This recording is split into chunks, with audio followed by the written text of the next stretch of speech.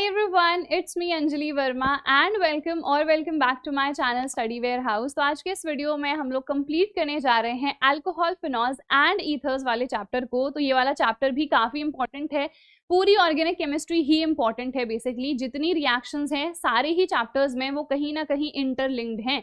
और आपको पता है ऑर्गेनिक केमिस्ट्री में कन्वर्जन्स काफी ज्यादा पूछे जाते हैं, और अगर सारी रिएक्शंस आपको पता होंगी ना तभी जाके आप ये कन्वर्जन्स कर पाओगे। तो अगर आप सोच रहे हो कि एक चैप्टर को छोड़ देते हैं कोई दूसरा कर लेते हैं, तो ऐसा पॉसिबल नहीं है। सारी की सारी रिएक्शंस इंटरलिंक्ड हैं। एक चैप्टर पढ़ोगे, जैसे इससे पहले वाला पढ़ा होगा, तो वो सेम रिएक्शंस आपको यहाँ पर दिख जाएंगी। फिर हम आएंगे नेक्स्ट वाले चैप्टर में, वहां पर भी आपको बहुत सारी रिपीटेड रिएक्शंस दिख जाएंगी। तो सब इंटरलिंक्ड है, सारे ही चैप्टर्स आपको अच्छे तरीके से करने हैं। लिंक डिस्क्रिप्शन में है पूरी प्लेलिस्ट की, आप लोग जाके सारे ही वीडियोस देख सकते हो। ठीक है, चलो स्टार्ट करते हैं। सबसे पहले अल्कोहल एंड फिनॉल को हम लोग एक साथ पढ़ेंगे, फिर लास्ट में हम लोग ईथर्स पढ़ेंगे। ठीक है, अल्कोहल क्या होता है आपको पता है, जिसमें OH ग्रुप होता है। तो अल्कोहल किसको कहेंगे, जब हमारे पास कोई भी एलिफेटिक कंपाउंड होगा और उसमें हमारा OH ग्रुप जुड़ा होगा। जब भी कोई एरोमेटिक कंपाउंड की हम लोग बात करेंगे, यानी कि बेंजीन रिंग के साथ अगर OH ग्रुप जुड़ा होगा तो उनको हम क्या कह देते हैं, फिनॉल्स कह देते हैं। ठीक है, तो ये तो बेसिक बातें हैं जो हम लोगों को पता ही है। अब हम प्रिपरेशन मेथड्स देखते हैं पहले। ठीक है, उसके बाद हम जो भी इनकी केमिकल रिएक्शंस हैं, केमिकल प्रॉपर्टीज हैं, वो सब हम देखते हैं। Classification is very simple, on the basis of the number of OH groups. तो यानी कि एक है तो उसको हम क्या कह देते हैं, मोनो। दो है तो डाई। तो यहाँ पे आ जाता है हाइड्रिक, क्योंकि आपको पता है ये जो OH ग्रुप है इसको हम क्या कहते हैं, इसको हम हाइड्रोक्सिल ग्रुप कहते हैं।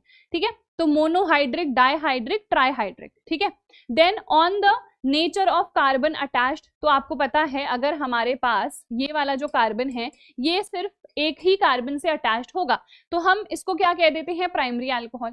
अगर ये दो और कार्बन के साथ अटैच्ड है तो इसको हम सेकेंडरी कह देते हैं। अगर ये तीन और कार्बन के साथ अटैच्ड है तो इसको हम कह देते हैं टर्शरी अल्कोहल। ठीक है, चलिए नेक्स्ट प्रिपरेशन। तो सबसे पहले प्रिपरेशन मेथड ये वाली हमने पहले भी देख रखी है। अगर हमारे पास कोई भी हैलो एल्केन है उसकी रिएक्शन आप एक्वस KOH के साथ करा दो, एक्वस अल्कोहलिक नहीं, तो एक्वस KOH के साथ कराते हैं तो OH ग्रुप यहाँ पे आ जाता है और ये जो KBr है ये यहाँ पे रिमूव हो जाता है। बहुत ही सिंपल है, किसी भी हैलो एल्केन को हम इजिली अल्कोहल में चेंज कर सकते हैं। फिर है from the carbonyl compounds. Carbonyl group कौन सा होता है, ये वाला है ना, ये हमारा एल्डिहाइड में भी होता है और कीटोन में भी होता है। जैसे कि अगर यहाँ पे एंड कार्बन पे ये मौजूद है तो इसको हम एल्डिहाइड कह देते हैं। अगर यहाँ पे किसी मिडिल कार्बन पे मौजूद है तो इसको हम क्या कह देते हैं, कीटोन। तो चाहे हम कीटोन की बात कर ले, चाहे हम एल्डिहाइड की बात कर ले, जब इनका रिडक्शन करते हैं, रिडक्शन के लिए हम रिड्यूसिंग एजेंट्स का यूज करते हैं। तो रिड्यूसिंग एजेंट जैसे हमारे पास लिथियम एल्यूमिनियम हाइड्राइड है, और भी बहुत सारे रिड्यूसिंग एजेंट्स होते हैं। या फिर सिंपल इसका रिडक्शन कर दो हाइड्रोजन के साथ, और यहाँ पे प्रेजेंस किसकी होती है, कैटलिस्ट की, तो इसका रिडक्शन हो जाता है इनटू एन अल्कोहल। अब ये तो मेरे पास एल्डिहाइड था, अगर मेरे पास कीटोन होगा तो मुझे मिलेगा सेकेंडरी अल्कोहल। ये रिएक्शन भी हम लोगों ने देख रखी है। ठीक है, नहीं भी देखी है तो अभी देख लो। तो यहाँ पे देखो इस वाले कार्बन पे double bond O, carbonyl group मौजूद है, और ये कार्बन के पास दो और कार्बन है ना, तो यहाँ पे जो अल्कोहल भी मुझे मिलेगा वो सेकेंडरी होगा, क्योंकि इस वाले कार्बन से देखो दो और कार्बन अटैच्ड है, तो मुझे सेकेंडरी अल्कोहल यहाँ पे मिल गया। ठीक है, उसके बाद है फ्रॉम दी कार्बोक्सिलिक एसिड। तो कार्बोक्सिलिक एसिड में भी तो ये वाला ग्रुप मौजूद है ना, तो इसका भी अगर आप रिडक्शन करोगे ना तो भी आपको क्या मिल जाएगा, आपका प्राइमरी अल्कोहल मिल जाएगा। क्योंकि कार्बोक्सिलिक एसिड से अल्कोहल निकालना इज अ डिफिकल्ट टास्क। ठीक है, क्योंकि ये कार्बोक्सिलिक एसिड है जो कि बहुत स्ट्रॉन्ग है, इसको अगर रिड्यूस करना है तो यहाँ पे specifically it is very very important कि हम लोग रिड्यूसिंग एजेंट का यूज करें, यानी कि lithium aluminium hydride most cases में हमें यहाँ पर यूज करना ही पड़ता है। ये बहुत स्ट्रॉन्ग रिड्यूसिंग एजेंट होता है, पर हर एक रिएक्शन के लिए यूज नहीं करते। जैसे मोस्टली यहाँ पे सिंपली हाइड्रोजन के साथ भी रिडक्शन हो जाएगा तो नॉर्मली ही इसका कर दोगे यूजिंग कैटलिस्ट। यहाँ पे इसकी एज सच जरूरत नहीं होती है। ठीक है, क्योंकि ये बहुत ज्यादा महंगा होता है, तो अगर आसानी से काम चल रहा है तो इसको हम यूज नहीं करते हैं। पर इसको इसमें चेंज करना थोड़ा सा डिफिकल्ट टास्क होता है, तो इसीलिए यहाँ पे हम इसका यूज कर लेते हैं, क्योंकि बहुत स्ट्रॉन्ग रिड्यूसिंग एजेंट है। नॉर्मली बाकी रिएक्शंस में नहीं करते हैं क्योंकि ये बहुत ज्यादा महंगा होता है। ठीक है, आई होप समझ में आ गया होगा। आगे बढ़ते हैं। By reaction of Grignard reagent with carbonyl group, ये कन्वर्जन्स में काफी ज्यादा यूज होती है। अगर आपके पास कीटोन है या कोई भी एल्डिहाइड है, ठीक है, उसको आपने किसी में चेंज करना है जिसमें कार्बन का नंबर बढ़ गया है, देखो यहाँ पे तो 2 ही कार्बन है ना, पर यहाँ पे मान लो आपको 3 कार्बन चाहिए या आपको 4 कार्बन चाहिए हैं, तो आप कन्वर्जन में इसका यूज कर सकते हो। कैसे, देखो सबसे पहले यहाँ पे कार्बोनिल ग्रुप मौजूद होगा एल्डिहाइड या फिर हमारे कीटोन में, ठीक है। हम इसकी रिएक्शन ग्रिग्नार्ड रिएजेंट के साथ करा देते हैं, RMgX के फॉर्म में होता है। अब आपको पता है यहाँ पे मैं ये ग्रिग्नार्ड रिएजेंट भी ले सकती हूँ या फिर ये भी ले सकती हूँ, है ना। तो विच मीन्स कार्बन का नंबर मैं बढ़ा सकती हूँ यूजिंग दिस ग्रिग्नार्ड रिएजेंट, है ना। 1 कार्बन है तो यहाँ पे 1 कार्बन और बढ़ जाएगा, 2 कार्बन तो यहाँ पे 2 कार्बन और बढ़ जाएंगे ना, विच मीन्स टोटल यहाँ पे 4 कार्बन हो जाएंगे, ठीक है। तो देखो यहाँ पे इसकी रिएक्शन इसके साथ होती है in the presence of dry ether. तो यहाँ पे क्या होता है, ये MgX इसके साथ अटैच हो जाता है और ये जो R है यानी कि जो भी आपका एल्काइल ग्रुप है वो यहाँ पे अटैच हो जाता है। फर्दर आप इसका क्या करते हो, एसिडिक हाइड्रोलिसिस करते हो, तो यहाँ पे आपको क्या मिल जाएगा, OH यानी कि अल्कोहल, और यहाँ पे से MgOHX ये रिमूव हो जाता है, तो यहाँ पे आपको मिल जाता है अल्कोहल, ठीक है। तो यहाँ पे देखो हमने सबसे पहले क्या ले लिया है, हमने सबसे पहले यहाँ पे इथेनल ले लिया है या फिर इसको हम क्या कहते हैं, एसिटल्डिहाइड कहते हैं, ठीक है। तो इसकी रिएक्शन ग्रिग्नार्ड रिएजेंट के साथ मैंने करा दी। तो मैंने कहा ये जो MgBr है यहाँ पे अटैच होगा और ये जो CH3 है ये यहाँ पे आके अटैच होगा, ठीक है, हो गया। अब आपने क्या कर दिया, इसका एसिडिक हाइड्रोलिसिस, तो OH ग्रुप कहाँ पे आएगा, यहाँ पे ना, और ये जो MgOHBr है ये यहाँ पर से रिमूव हो जाएगा, ठीक है। तो देखो यहाँ पे आपको क्या मिला, सेकेंडरी अल्कोहल मिला। मान लो आपको कोई प्राइमरी वाला ही चाहिए है अल्कोहल, तो आप क्या करोगे, तो यहाँ पे आप फॉर्मेल्डिहाइड का यूज कर सकते हो, है ना। तो यहाँ पे देखो CH3MgBr का आप लोग यूज कर लो, तो यहाँ पे क्या रिएक्शन होगी, ये इसके साथ आके अटैच हो जाएगा, ठीक है, ये CH3 यहाँ पे आ गया। फर्दर आपने क्या कर दिया, इसका एसिडिक हाइड्रोलिसिस, तो हमें पता है यहाँ पे OH ग्रुप आ जाएगा, यहाँ पे CH3। तो यहाँ पे देखो प्राइमरी मुझे मिल गया ना, क्योंकि ये क्या है, इसके पास 2 ही कार्बन है, मेथ एथ, ये क्या है, एथेनॉल। तो मैंने क्या कर दिया, मैंने एसिटल्डिहाइड को, या फिर इसको मिथेनल भी कह सकते हैं, मैंने फॉर्मेल्डिहाइड या फिर जो मेरा मिथेनल है उसको चेंज कर दिया है एथेनॉल में, ठीक है। तो कन्वर्जन्स में इसका हम यूज करते रहेंगे। सेम यहाँ पे देख लो, हमने एसीटोन ले लिया है या फिर हम क्या कहते हैं, प्रोपेनोन, इसके साथ आपने रिएक्शन करा दी, सेम वही चीज होगी, एसिडिक हाइड्रोलिसिस करा दो, यहाँ पे OH ग्रुप आ गया। अब ये क्या है, टर्शरी अल्कोहल, क्योंकि जिस कार्बन से OH अटैच है उसके पास 3 और कार्बन है, ठीक है। तो इस तरीके से हम ये रिएक्शंस कर सकते हैं। आगे बढ़ते हैं, फ्रॉम एलिफेटिक प्राइमरी एमीन्स, तो डाईएजोटाइजेशन मैंने ऑलरेडी इससे पहले वाले चैप्टर में आपको पढ़ा दिया है। तो वहां पे हम किसका यूज कर रहे थे, HNO2 का, विच वाज नाइट्रस एसिड, है ना। आइस कोल्ड मिक्सचर में हमने कहा 0 to 5 डिग्री सेल्सियस टेम्परेचर में ये हम रिएक्शन कराते हैं। सिमिलर रिएक्शन यहाँ पे है, बेसिकली हम यूज किसका कर रहे हैं, HONO या फिर HNO2 यानी कि नाइट्रस एसिड का हम यूज कर रहे हैं। कैसे प्रिपेयर करते हैं, NaNO2 की रिएक्शन HCl के साथ होती है, तो यहाँ पे HNO2 बन जाता है, और ये इन सितु प्रिपरेशन होती है, यानी कि इंस्टेंट प्रिपरेशन, उसी टाइम पे हम इसको प्रिपेयर करते हैं। तो कोई भी आप एलिफेटिक प्राइमरी एमीन ले लो, उसकी रिएक्शन अगर आपने HNO2 के साथ करा दी, तो हम HONO के फॉर्म में इसको क्यों लिख रहे हैं, क्योंकि यहाँ से ना समझना बहुत आसान हो जाता है कि OH ग्रुप यहाँ पे आ जाएगा और बाकी ये जो भी बचा है ये ग्रुप और ये निकल जाएगा। तो देखो क्या निकलेगा, N2 निकल जाएगा और यहाँ पर से H2O रिमूव हो जाएगा, ठीक है। तो लर्न करना बहुत आसान हो जाता है HONO के फॉर्म में अगर आप लिख दोगे तो, ठीक है। फिर देखो यहाँ पे ये क्या है, बेंजाइल एमीन, अगेन OH यहाँ पे आ जाएगा और ये जो N2 है और H2O ये यहाँ पर से रिमूव हो जाएगा, तो आपको बेंजाइल अल्कोहल यहाँ पर मिल जाएगा, ठीक है। चलिए नेक्स्ट पे आ जाते हैं। एल्कीन्स से भी हम प्रिपेयर कर सकते हैं, and this is the industrial preparation method for the alcohols. तो यहाँ पे ना हम कैटलिस्ट का यूज करते हैं, विच इज H2SO4, जो कि हमारा क्या होता है, सल्फ्यूरिक एसिड होता है, ठीक है। और ये सिर्फ एक कैटलिस्ट की तरह एक्ट करता है, क्योंकि रिएक्शन जब खत्म हो जाती है ना तो ये रीजनरेट हो जाता है, यानी कि जितना H2SO4 आपने यूज करा था उतना ही आपको रिएक्शन के बाद भी मिला। तो इसका काम क्या है, सिर्फ रेट ऑफ रिएक्शन को बढ़ाने का। तो ये काम कैसे करता है, क्या इसका मैकेनिज्म है, तो देखो हम यहाँ पे एल्कीन यूज कर रहे हैं। एल्कीन में होता है डबल बॉन्ड, अब हमें पता है ये डबल बॉन्ड टूटेगा तो या तो ये इस साइड को शिफ्ट होगा, है ना, या तो ये इस साइड को शिफ्ट होगा, तो इस पे पॉजिटिव चार्ज आएगा, ठीक है, इलेक्ट्रॉन आएगा ना, तो इस पे नेगेटिव चार्ज आएगा। यहां से बॉन्ड टूट के कहीं और गया है, तो इस पे इलेक्ट्रॉन कहीं ना कहीं कम हो गए कंपेरेटिवली, तो इस पे पॉजिटिव चार्ज आएगा, इस पे नेगेटिव। सेम चीज ये बॉन्ड इधर पे भी जा सकता है, तो इस पे नेगेटिव चार्ज आ जाएगा, इस पे पॉजिटिव आ जाएगा। H2SO4 जो है हमारे पास, इसको भी तो मैं ऐसे लिख सकती हूँ H positive and HSO4 minus. ये है हमारा हाइड्रोजन सल्फेट आयन, है ना, सब कुछ हमने पढ़ा हुआ है। तो जो हमारा नेगेटिव पार्ट है वो कहाँ जाएगा, पॉजिटिव के पास। तो यानी कि इस केस में ये इसके साथ जाके जुड़ेगा और ये H प्लस इसके साथ जाके जुड़ेगा। ऐसे केस में ये जो नेगेटिव वाला है ये इसके पास आके जुड़ जाएगा और ये जो H प्लस है ये इसके पास आके जुड़ जाएगा। तो जहां भी आप बॉन्ड को शिफ्ट कर रहे हो, आपको बस ये देखना है कि पॉजिटिव नेगेटिव अकॉर्डिंगली जाके जुड़ जाएंगे, ठीक है। तो देखो यहाँ पे नेगेटिव इसके पास है ना, तो H प्लस आके इसके पास जुड़ गया और ये जो HSO4 माइनस था ये इसके पास आके जुड़ गया, ठीक है। इसको आप सिंपली HSO4 भी लिख सकते हो। फिर इसका हो गया हाइड्रोलिसिस। इसका जब आप हाइड्रोलिसिस करा देते हो तो ये जो H2SO4 था देखो ये रीजनरेट हो गया और OH ग्रुप यहाँ पर बस हमारा आ गया है, ठीक है। तो इस तरीके से हमारी ये रिएक्शन यहाँ पर हुई है। 2 स्टेप प्रोसेस होता है मोस्टली ये, ठीक है। तो हमने कहा पहले वाले में क्या हुआ कि ये बॉन्ड शिफ्ट हुआ, दूसरे में आपने क्या कर दिया, यहाँ पे आपने इसका हाइड्रोलिसिस कर दिया है, ठीक है। तो सिंपल रिएक्शन है, आई डोंट थिंक सो ये डिफिकल्ट आपको लगेगी। अब दूसरा केस हमारे पास क्या बन सकता है, दूसरा केस हमारे पास ये भी तो बन सकता है कि हमारे पास अनसिमेट्रिक एल्कीन हो। ये तो हमने सिमेट्रिक के लिए कहा, सिमेट्रिक का मतलब पता है ना कि इस साइड भी उतने ही कार्बन है, इस साइड भी इतने ही कार्बन है उस डबल बॉन्ड के, लेफ्ट राइट दोनों में सेम नंबर ऑफ कार्बन है।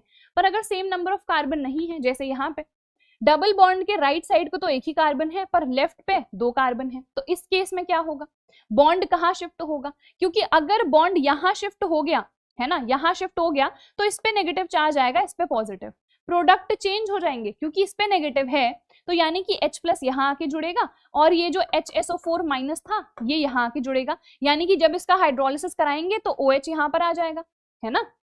तो OH यहाँ पे आ गया तो विच मीन्स आपको प्राइमरी अल्कोहल मिल गया, पर इसका मेन प्रोडक्ट क्या होता है, सेकेंडरी अल्कोहल। तो अब ये हम कैसे लर्न करें, ये भी हमने इससे पहले वाले चैप्टर में पढ़ रखा है, मार्कोवनिकोव रूल। तो ये रिएक्शन अनसिमेट्रिक एल्कीन के केस में मार्कोवनिकोव रूल के अकॉर्डिंग ही होगी। मार्कोवनिकोव रूल क्या स्टेट करता है, हम वो वाला प्रोडक्ट ही प्रेफर करते हैं जहां पे जो हमारा पॉजिटिव पार्ट है ना, पॉजिटिव पार्ट कौन सा है, ये वाला, वो कौन से कार्बन के साथ जाता है, वो उस कार्बन के पास जाता है जिसके पास ज्यादा हाइड्रोजन है, और जो नेगेटिव पार्ट है वो उस कार्बन के पास जाता है जिसके पास कम हाइड्रोजन है ना। तो यानी कि ये जो मेरा OH है ये कहाँ पे आना चाहिए, यहाँ पे आना चाहिए, और हाइड्रोजन यहाँ पर आना चाहिए, ठीक है। तो इसीलिए हाइड्रोजन यहाँ कब आएगा, जब यहाँ पे नेगेटिव चार्ज होगा ना। तो ये बॉन्ड कहाँ शिफ्ट हुआ है, देखो बॉन्ड यहाँ शिफ्ट हुआ है, इसीलिए हाइड्रोजन यहाँ आ गया और HSO4 इधर पे आके अटैच हो गया। फिर आपने इसका हाइड्रोलिसिस करा दिया, जब आप इसका हाइड्रोलिसिस करा दोगे तो उस केस में OH ग्रुप यहाँ पे आके अटैच हो जाएगा एंड आपको मिल गया है आपका सेकेंडरी अल्कोहल, ठीक है। तो मार्कोवनिकोव रूल आपको यहाँ पे ध्यान देना है बस, जो कि हम फर्स्ट चैप्टर में भी पढ़ चुके हैं। नेक्स्ट पे आ जाते हैं बायकार्बोहाइड्रेट्स। ये है इंडस्ट्रियल प्रिपरेशन, जो एथेनॉल है जो एक्चुअल में अल्कोहल कंज्यूम करा जाता है, पिया जाता है, वो फर्मेंटेशन वाले मेथड से बनाया जाता है। इसके लिए हम यूज करते हैं कार्बोहाइड्रेट्स का। कार्बोहाइड्रेट्स क्या हैं, कितने प्रकार के हैं, डिटेल में बायोमोलिक्यूल्स में पढ़ेंगे, फिलहाल बस हम 2 पे ध्यान देते हैं। तो एक है हमारा सुक्रोज, जिसको हम नॉर्मली शुगर भी कहते हैं, ठीक है, और हम इवन यहाँ पे स्टार्च का भी यूज करते हैं। स्टार्च भी एक तरीके का कार्बोहाइड्रेट ही होता है। अब कोई पॉलीसेकेराइड होता है, कोई डाइसेकेराइड होता है, वो सब हम बाद में पढ़ेंगे, ठीक है। तो इन 2 का बेसिकली हम यहाँ पर यूज करते हैं, ठीक है।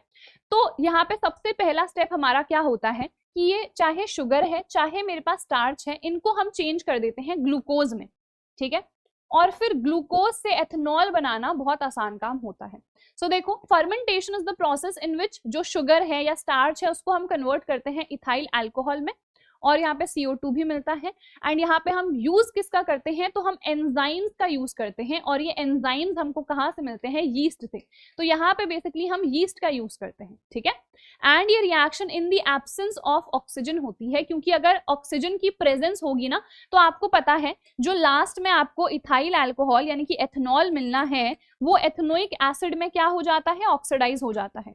तो हम यहाँ पे ऑक्सीजन की एब्सेंस ही रखते हैं, क्योंकि ऑक्सीजन प्रेजेंट होगा तो ये ऑक्सीडाइज हो जाएगा इसमें, जो कि हमें नहीं चाहिए, क्योंकि हमें तो एथेनॉल ही प्रिपेयर करना है, ठीक है। ओके, क्या क्या हम यूज करते हैं, तो हमने कहा शुगर का भी यूज कर सकते हैं या फिर स्टार्च का भी यूज कर सकते हैं, एंड हम मोस्ट इंपॉर्टेंटली यीस्ट का यूज करते हैं, क्योंकि ये जो एंजाइम्स हैं ये यीस्ट में ही मौजूद होते हैं। और एंजाइम क्या होते हैं, कैटलिस्ट होते हैं। These are the bio catalyst, ठीक है, ये बायो कैटलिस्ट है, यानी कि जो नेचुरली पाए जा रहे हैं, एंड ये रिएक्शन को कैटलाइज करने का काम करते हैं, रिएक्शन की स्पीड को बढ़ाते हैं, ठीक है। कंडीशन क्या क्या है, एनारोबिक है यानी कि ऑक्सीजन नहीं होगा, एंड एंजाइम्स यहाँ पे प्रेजेंट होने चाहिए, ठीक है। तो देखो यहाँ पे सबसे पहली रिएक्शन क्या है, हमने कहा सुक्रोज को ग्लूकोज में चेंज करेंगे या फिर स्टार्च को हम ग्लूकोज में चेंज करेंगे। तो ये है हमारा सुक्रोज। यहाँ पे हमें जो एंजाइम का यूज करना पड़ता है उसका नाम होता है इन्वर्टेज, ठीक है। इसको हम वैसे इन्वर्ट शुगर भी कहते हैं। क्यों कहते हैं, बायोमोलिक्यूल्स में देखेंगे। तो यहाँ पे इन्वर्टेज है हमारा एंजाइम। तो यहाँ पे हमें इक्विमोलर मिक्सचर मिलता है, यानी कि इक्वल वॉल्यूम है इन दोनों की ही। किसकी, ये क्या है, ग्लूकोज है, और दूसरा क्या है, दिस इज फ्रुक्टोज, ठीक है। आप कहोगे फॉर्मूला तो सेम है, यस, बट इनका स्ट्रक्चर अलग होता है, ठीक है। बायोमोलिक्यूल्स में देखेंगे इनका स्ट्रक्चर। तो ग्लूकोज है और हमें यहाँ पे फ्रुक्टोज मिला है, तो ग्लूकोज मिल गया ना अल्टीमेटली। सेम चीज आप स्टार्च के साथ भी कर सकते हो, ये हमारा एक पॉलीसेकेराइड होता है, यहाँ पे हम डायस्टेस का यूज करते हैं। तो यहाँ पे आपको सिर्फ क्या मिला, देखो यहाँ पे आपको सिर्फ माल्टोस मिला। अब ये माल्टोस क्या है, तो ये बेसिकली एक डायसेकेराइड होता है, जैसे कि ये है ना सुक्रोज। तो फर्दर आपको इस माल्टोस को ग्लूकोज में चेंज करना पड़ेगा, जो कि आप करते हो यूजिंग एन एंजाइम जिसका नाम है माल्टेस, ठीक है। तो देखो हमने क्या करा, माल्टेस का यूज करके ये जो माल्टोस था इसको मैंने ग्लूकोज में चेंज कर दिया। यहाँ पे मुझे सिर्फ ग्लूकोज मिला है, मुझे यहाँ पे इसके साथ फ्रुक्टोज भी मिल रहा था ना, पर यहाँ पे मुझे सिर्फ ग्लूकोज मिला है, ठीक है। दूसरा स्टेप क्या था, हमने कहा इस ग्लूकोज को हम चेंज करेंगे एथेनॉल में। तो कैसे हम करते हैं, तो यहाँ पे दूसरे एंजाइम का यूज किया जाता है जिसका नाम है जाइमेज। तो ये जाइमेज क्या करता है, इसको चेंज कर देता है एथेनॉल में, और यहाँ पे CO2 भी रिलीज होती है। और ये जो CO2 यहाँ पे रिलीज हो रही है ना, इसकी वजह से बहुत ज्यादा धुआं धुआं सा हो जाता है। जैसे ड्राई आइस के बारे में भी आपने सुना होगा, वो भी क्या है, सॉलिड CO2, तो उसकी वजह से बहुत धुआं धुआं सा नहीं हो जाता है। तो उसकी वजह से ऐसा लगता है कि ये जो मिक्सचर है ये बॉईल कर रहा है, पर ये एक्चुअल में बॉईल नहीं करता है। तो मे बी MCQ आ जाए कि ये मिक्सचर बॉईल हो रहा है, ऐसा क्यों लगता है। So that is because of this CO2 gas evolution, ठीक है।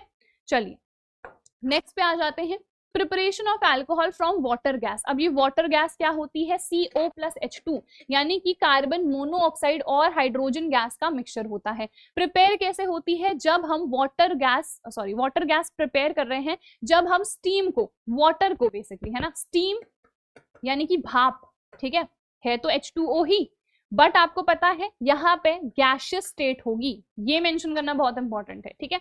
तो जब हम स्टीम को पास करते हैं over this Coke, this is red hot Coke, ठीक है, बहुत ज्यादा टेम्परेचर पे रिएक्शन होती है, तो ये कन्वर्ट हो जाता है हमारा वाटर गैस में। वाटर गैस को अगर आपने एक कैटलिस्ट के थ्रू पास करा है तब आपको मिल जाता है मेथनॉल, ठीक है। और वो कैटलिस्ट क्या है, ये है zinc oxide and chromium oxide. जब इस वाटर गैस को आप पास करते हो ओवर दिस कैटलिस्ट, और कंडीशन भी है हमारे टेम्परेचर की और प्रेशर की, तो हमें डायरेक्टली क्या मिल जाता है, मेथनॉल मिल जाता है, ठीक है। ये मोस्टली हमारे पास इंडस्ट्रियल प्रिपरेशन है। चलिए उसके बाद फिजिकल प्रॉपर्टीज पे आ जाते हैं ऑफ द अल्कोहल्स। तो फिजिकल प्रॉपर्टी क्या है, देखो सबसे पहले आपको पता है फिजिकल स्टेट की अगर हम बात करेंगे तो जो भी लोअर मेंबर्स होते हैं, किसी भी फंक्शनल ग्रुप पे आप लोग चले जाओ, मोस्टली वो या तो गैस होते हैं या फिर लिक्विड के फॉर्म में होते हैं, क्योंकि वहां पे बॉन्ड थोड़ा सा वीकर रहता है, क्योंकि कार्बन का नंबर क्या है, कम है, ठीक है। तो यहाँ पे ये हमारे पास लिक्विड्स के फॉर्म में है, एंड ये कलरलेस लिक्विड्स हैं। जैसे जैसे नंबर बढ़ता है तो फोर्स ऑफ अट्रैक्शन भी बढ़ता है, जिसकी वजह से ये सॉलिड्स हो जाते हैं, ठीक है। देन बॉइलिंग पॉइंट की बात करें तो यहाँ पे हाइड्रोजन बॉन्डिंग है ना, अगर हम अल्कोहल को देखें तो OH ग्रुप है यहाँ पे, तो यहाँ पे इंटरमोलिक्यूलर हाइड्रोजन बॉन्डिंग प्रेजेंट होगी, इसीलिए इनका जो बॉइलिंग पॉइंट है वो ज्यादा रहता है, ठीक है। जितनी ज्यादा ब्रांचिंग होगी, आपको पता है जो स्ट्रक्चर है वो बहुत ही कंडेंस सा हो जाता है, तो जो बॉइलिंग पॉइंट है वो हमारा कम हो जाता है, ठीक है। और सरफेस एरिया जब डिक्रीज करती है तो उसकी वजह से हमारा जो इंटरमोलिक्यूलर अट्रैक्शन है वो कम हो जाता है। और ये किस केस में हो रहा है, ये हमारे आइसोमर के केस में हो रहा है, जब हो जा रही है ब्रांचिंग। तो बेसिकली अगर आपसे एक स्ट्रेट चेन आइसोमर का पूछा गया है और एक ब्रांच्ड का पूछा गया है, तो यहाँ पे हमेशा बॉइलिंग पॉइंट कम होगा क्योंकि ये कंडेंस स्ट्रक्चर है, तो सरफेस एरिया इसकी कम है। सरफेस एरिया कम है तो इसको तोड़ने के लिए आपको ज्यादा एनर्जी की जरूरत है ही नहीं, आसानी से इसको तोड़ दोगे, तो बॉइलिंग पॉइंट क्या हो जाएगा, यहाँ पे कम हो जाएगा। ठीक है, चलिए नेक्स्ट सॉल्युबिलिटी। तो पानी के साथ ये हाइड्रोजन बॉन्डिंग कर लेता है जिसकी वजह से पानी में ये सॉल्युबल होता है। बाकी जो आपके ऑर्गेनिक सॉल्वेंट्स हैं उनमें भी ये सॉल्युबल होता है। ठीक है, जैसे जैसे हमारे जो नंबर है एल्काइल ग्रुप का, यानी कि कार्बन का नंबर बढ़ता जाएगा तो पोलैरिटी घटती है ऑब्वियसली, क्योंकि हमने देखा है ये जितने भी मेरे एल्काइल ग्रुप हैं ये प्लस आई इफेक्ट दिखाते हैं, है ना। प्लस जितने एल्काइल ग्रुप का नंबर बढ़ेगा, जैसे अगर मेरे पास CH3 है तो यहाँ पे एक ही कार्बन है, C2H5 है 2 कार्बन है। ठीक है, फिर फर्दर आप देखोगे C3H7 तो यहाँ पे 3 कार्बन है। तो जितना कार्बन का नंबर बढ़ता जाएगा हमारी पोलैरिटी क्या होगी, घटती जाएगी ना। तो पोलैरिटी घटती जाएगी तो कहीं ना कहीं हमारी जो सॉल्युबिलिटी है वो भी घटती जाएगी, डिक्रीज करती जाएगी जैसे जैसे कार्बन का नंबर बढ़ेगा। ठीक है, तो आई होप ये भी आपको समझ में आ गया होगा। आगे बढ़ते हैं, केमिकल प्रॉपर्टीज पे आ जाते हैं ऑफ दी अल्कोहल्स। तो जो अल्कोहल है ना वो 3 तरीके से रिएक्शन हमें दिखा सकते हैं। सबसे पहली बात ROH, इस फॉर्म में हम किसी भी अल्कोहल को लिखते हैं तो अब हमारा जो बॉन्ड है अलग अलग तरीके से टूट सकता है। ROH, ये जो OH बॉन्ड है इसका भी क्लीवेज हो सकता है, यानी कि ये भी टूट सकता है। ये जो पूरा OH ग्रुप है ये एल्काइल ग्रुप से अलग हो सकता है, ऐसे भी रिएक्शन हो सकती है, या ये पूरा ROH ग्रुप भी निकल सकता है। ठीक है, तो मोस्टली जो हमारे सिलेबस में रिएक्शंस हैं वो इन 2 की वजह से हैं, या तो यहाँ से सिर्फ H+ निकल जाए, या ये जो पूरा OH- है ये यहाँ पर से निकल जाए। दोनों तरीके से रिएक्शन दे सकता है अल्कोहल। ठीक है, तो सबसे पहले हम वो रिएक्शंस देखेंगे जिसमें ये वाला बॉन्ड टूट रहा है, OH बॉन्ड टूट रहा है। अब मुझे जरा बताना, अगर OH बॉन्ड टूट रहा है यानी कि H+ निकल रहा है, H+ जिस भी सब्सटेंस से निकलता है उसको हम क्या कहते हैं, एसिड कहते हैं ना। तो यानी कि ये वाली रिएक्शन से कहीं ना कहीं इनका एसिडिक बिहेवियर, एसिडिक नेचर हमको पता चल रहा है। ठीक है, तो देखो इनकी जो ऑर्डर है रिएक्टिविटी का वो क्या रहेगा, प्राइमरी, सेकेंडरी, टर्शरी। ठीक है, क्योंकि अगर हम टर्शरी की बात करें तो टर्शरी में क्या हो जा रहा है, कार्बन का नंबर बढ़ रहा है, तो यानी कि प्लस आई इफेक्ट दिखाने वाले कार्बन बढ़ गए हैं, तो वो क्या करेंगे, वो यहाँ पे हाइड्रोजन को स्ट्रांगली अट्रैक्ट करेंगे। ठीक है, इलेक्ट्रॉन डेंसिटी हमने बढ़ा दी है। ठीक है, इलेक्ट्रॉन डेंसिटी अगर बढ़ेगी तो ये जो ऑक्सीजन है हाइड्रोजन को स्ट्रांगली अपनी ओर को अट्रैक्ट करेगा, तो क्या ये H+ को जाने देगा, नहीं जाने देगा, है ना। तो विच मीन्स H+ अगर आसानी से नहीं गया तो एसिडिक नेचर घट गया। तो यानी कि एसिडिक नेचर सबसे कम किनका होता है, टर्शरी का, सबसे ज्यादा किसका होता है, प्राइमरी वाले का होता है। ठीक है, आप ऐसा भी समझ सकते हो कि यहाँ पे देखो बहुत ज्यादा झुंड आ गया है तो हाइड्रोजन आसानी से नहीं निकल पा रहा है, पर जब ये झुंड नहीं था तो हाइड्रोजन आसानी से निकल गया। ठीक है, ऐसे भी आप समझ सकते हो। तो ये तो बेसिक हमारा हो गया। रिएक्शंस हम यहाँ पे क्या क्या देख सकते हैं, तो सबसे पहले ये मेटल्स के साथ रिएक्शन दिखाते हैं। ठीक है, मेटल के साथ रिएक्शन अगर दिखाएंगे तो हमें पता है मेटल, और यहाँ पे हमने कहा H+ निकलेगा, H+ निकलेगा यानी कि हाइड्रोजन गैस बेसिकली निकल जाएगी, तो हाइड्रोजन गैस यहाँ पे निकल गई और यहाँ पे सोडियम यहाँ पे आके अटैच हो गया, यानी कि RONA टाइप का स्ट्रक्चर बनेगा, और इनको हम क्या कहते हैं, इनको हम सोडियम एल्कोक्साइड कहेंगे। ठीक है, ये क्या बन गया यहाँ पे, सोडियम एल्कोक्साइड। ठीक है, तो इसका नाम क्या हो जाएगा, सोडियम इथॉक्साइड हो जाएगा। तो यहाँ पे हमें एसिडिक नेचर देखने को मिल रहा है अल्कोहल का। फिर मेटल हाइड्राइड के साथ भी ये रिएक्शन दिखाएंगे, एक डबल डिस्प्लेसमेंट रिएक्शन हो जाएगी। देखो सोडियम यहाँ पे चला जाएगा और ये हाइड्रोजन इसके साथ जुड़ के यहाँ पे से निकल जाएगा। ठीक है, तो यहाँ पे भी सोडियम इथॉक्साइड प्रिपेयर हो गया है। अब अगर आपसे पूछा जाए क्या ये सोडियम कार्बोनेट के साथ या फिर सोडियम बाइकार्बोनेट के साथ रिएक्शन दिखाएगा, तो आंसर होगा नहीं। क्यों नहीं रिएक्शन दिखा रहा है, क्योंकि हमारे पास बहुत स्ट्रॉन्ग एसिडिक नेचर होना चाहिए to be able to show reaction with these compounds. ठीक है, जो कि कार्बोक्सिलिक एसिड का होता है, पर इसका उतना स्ट्रॉन्ग एसिडिक नेचर नहीं है। इवन ये लिटमस पेपर पे कोई कलर चेंज नहीं दिखाता है।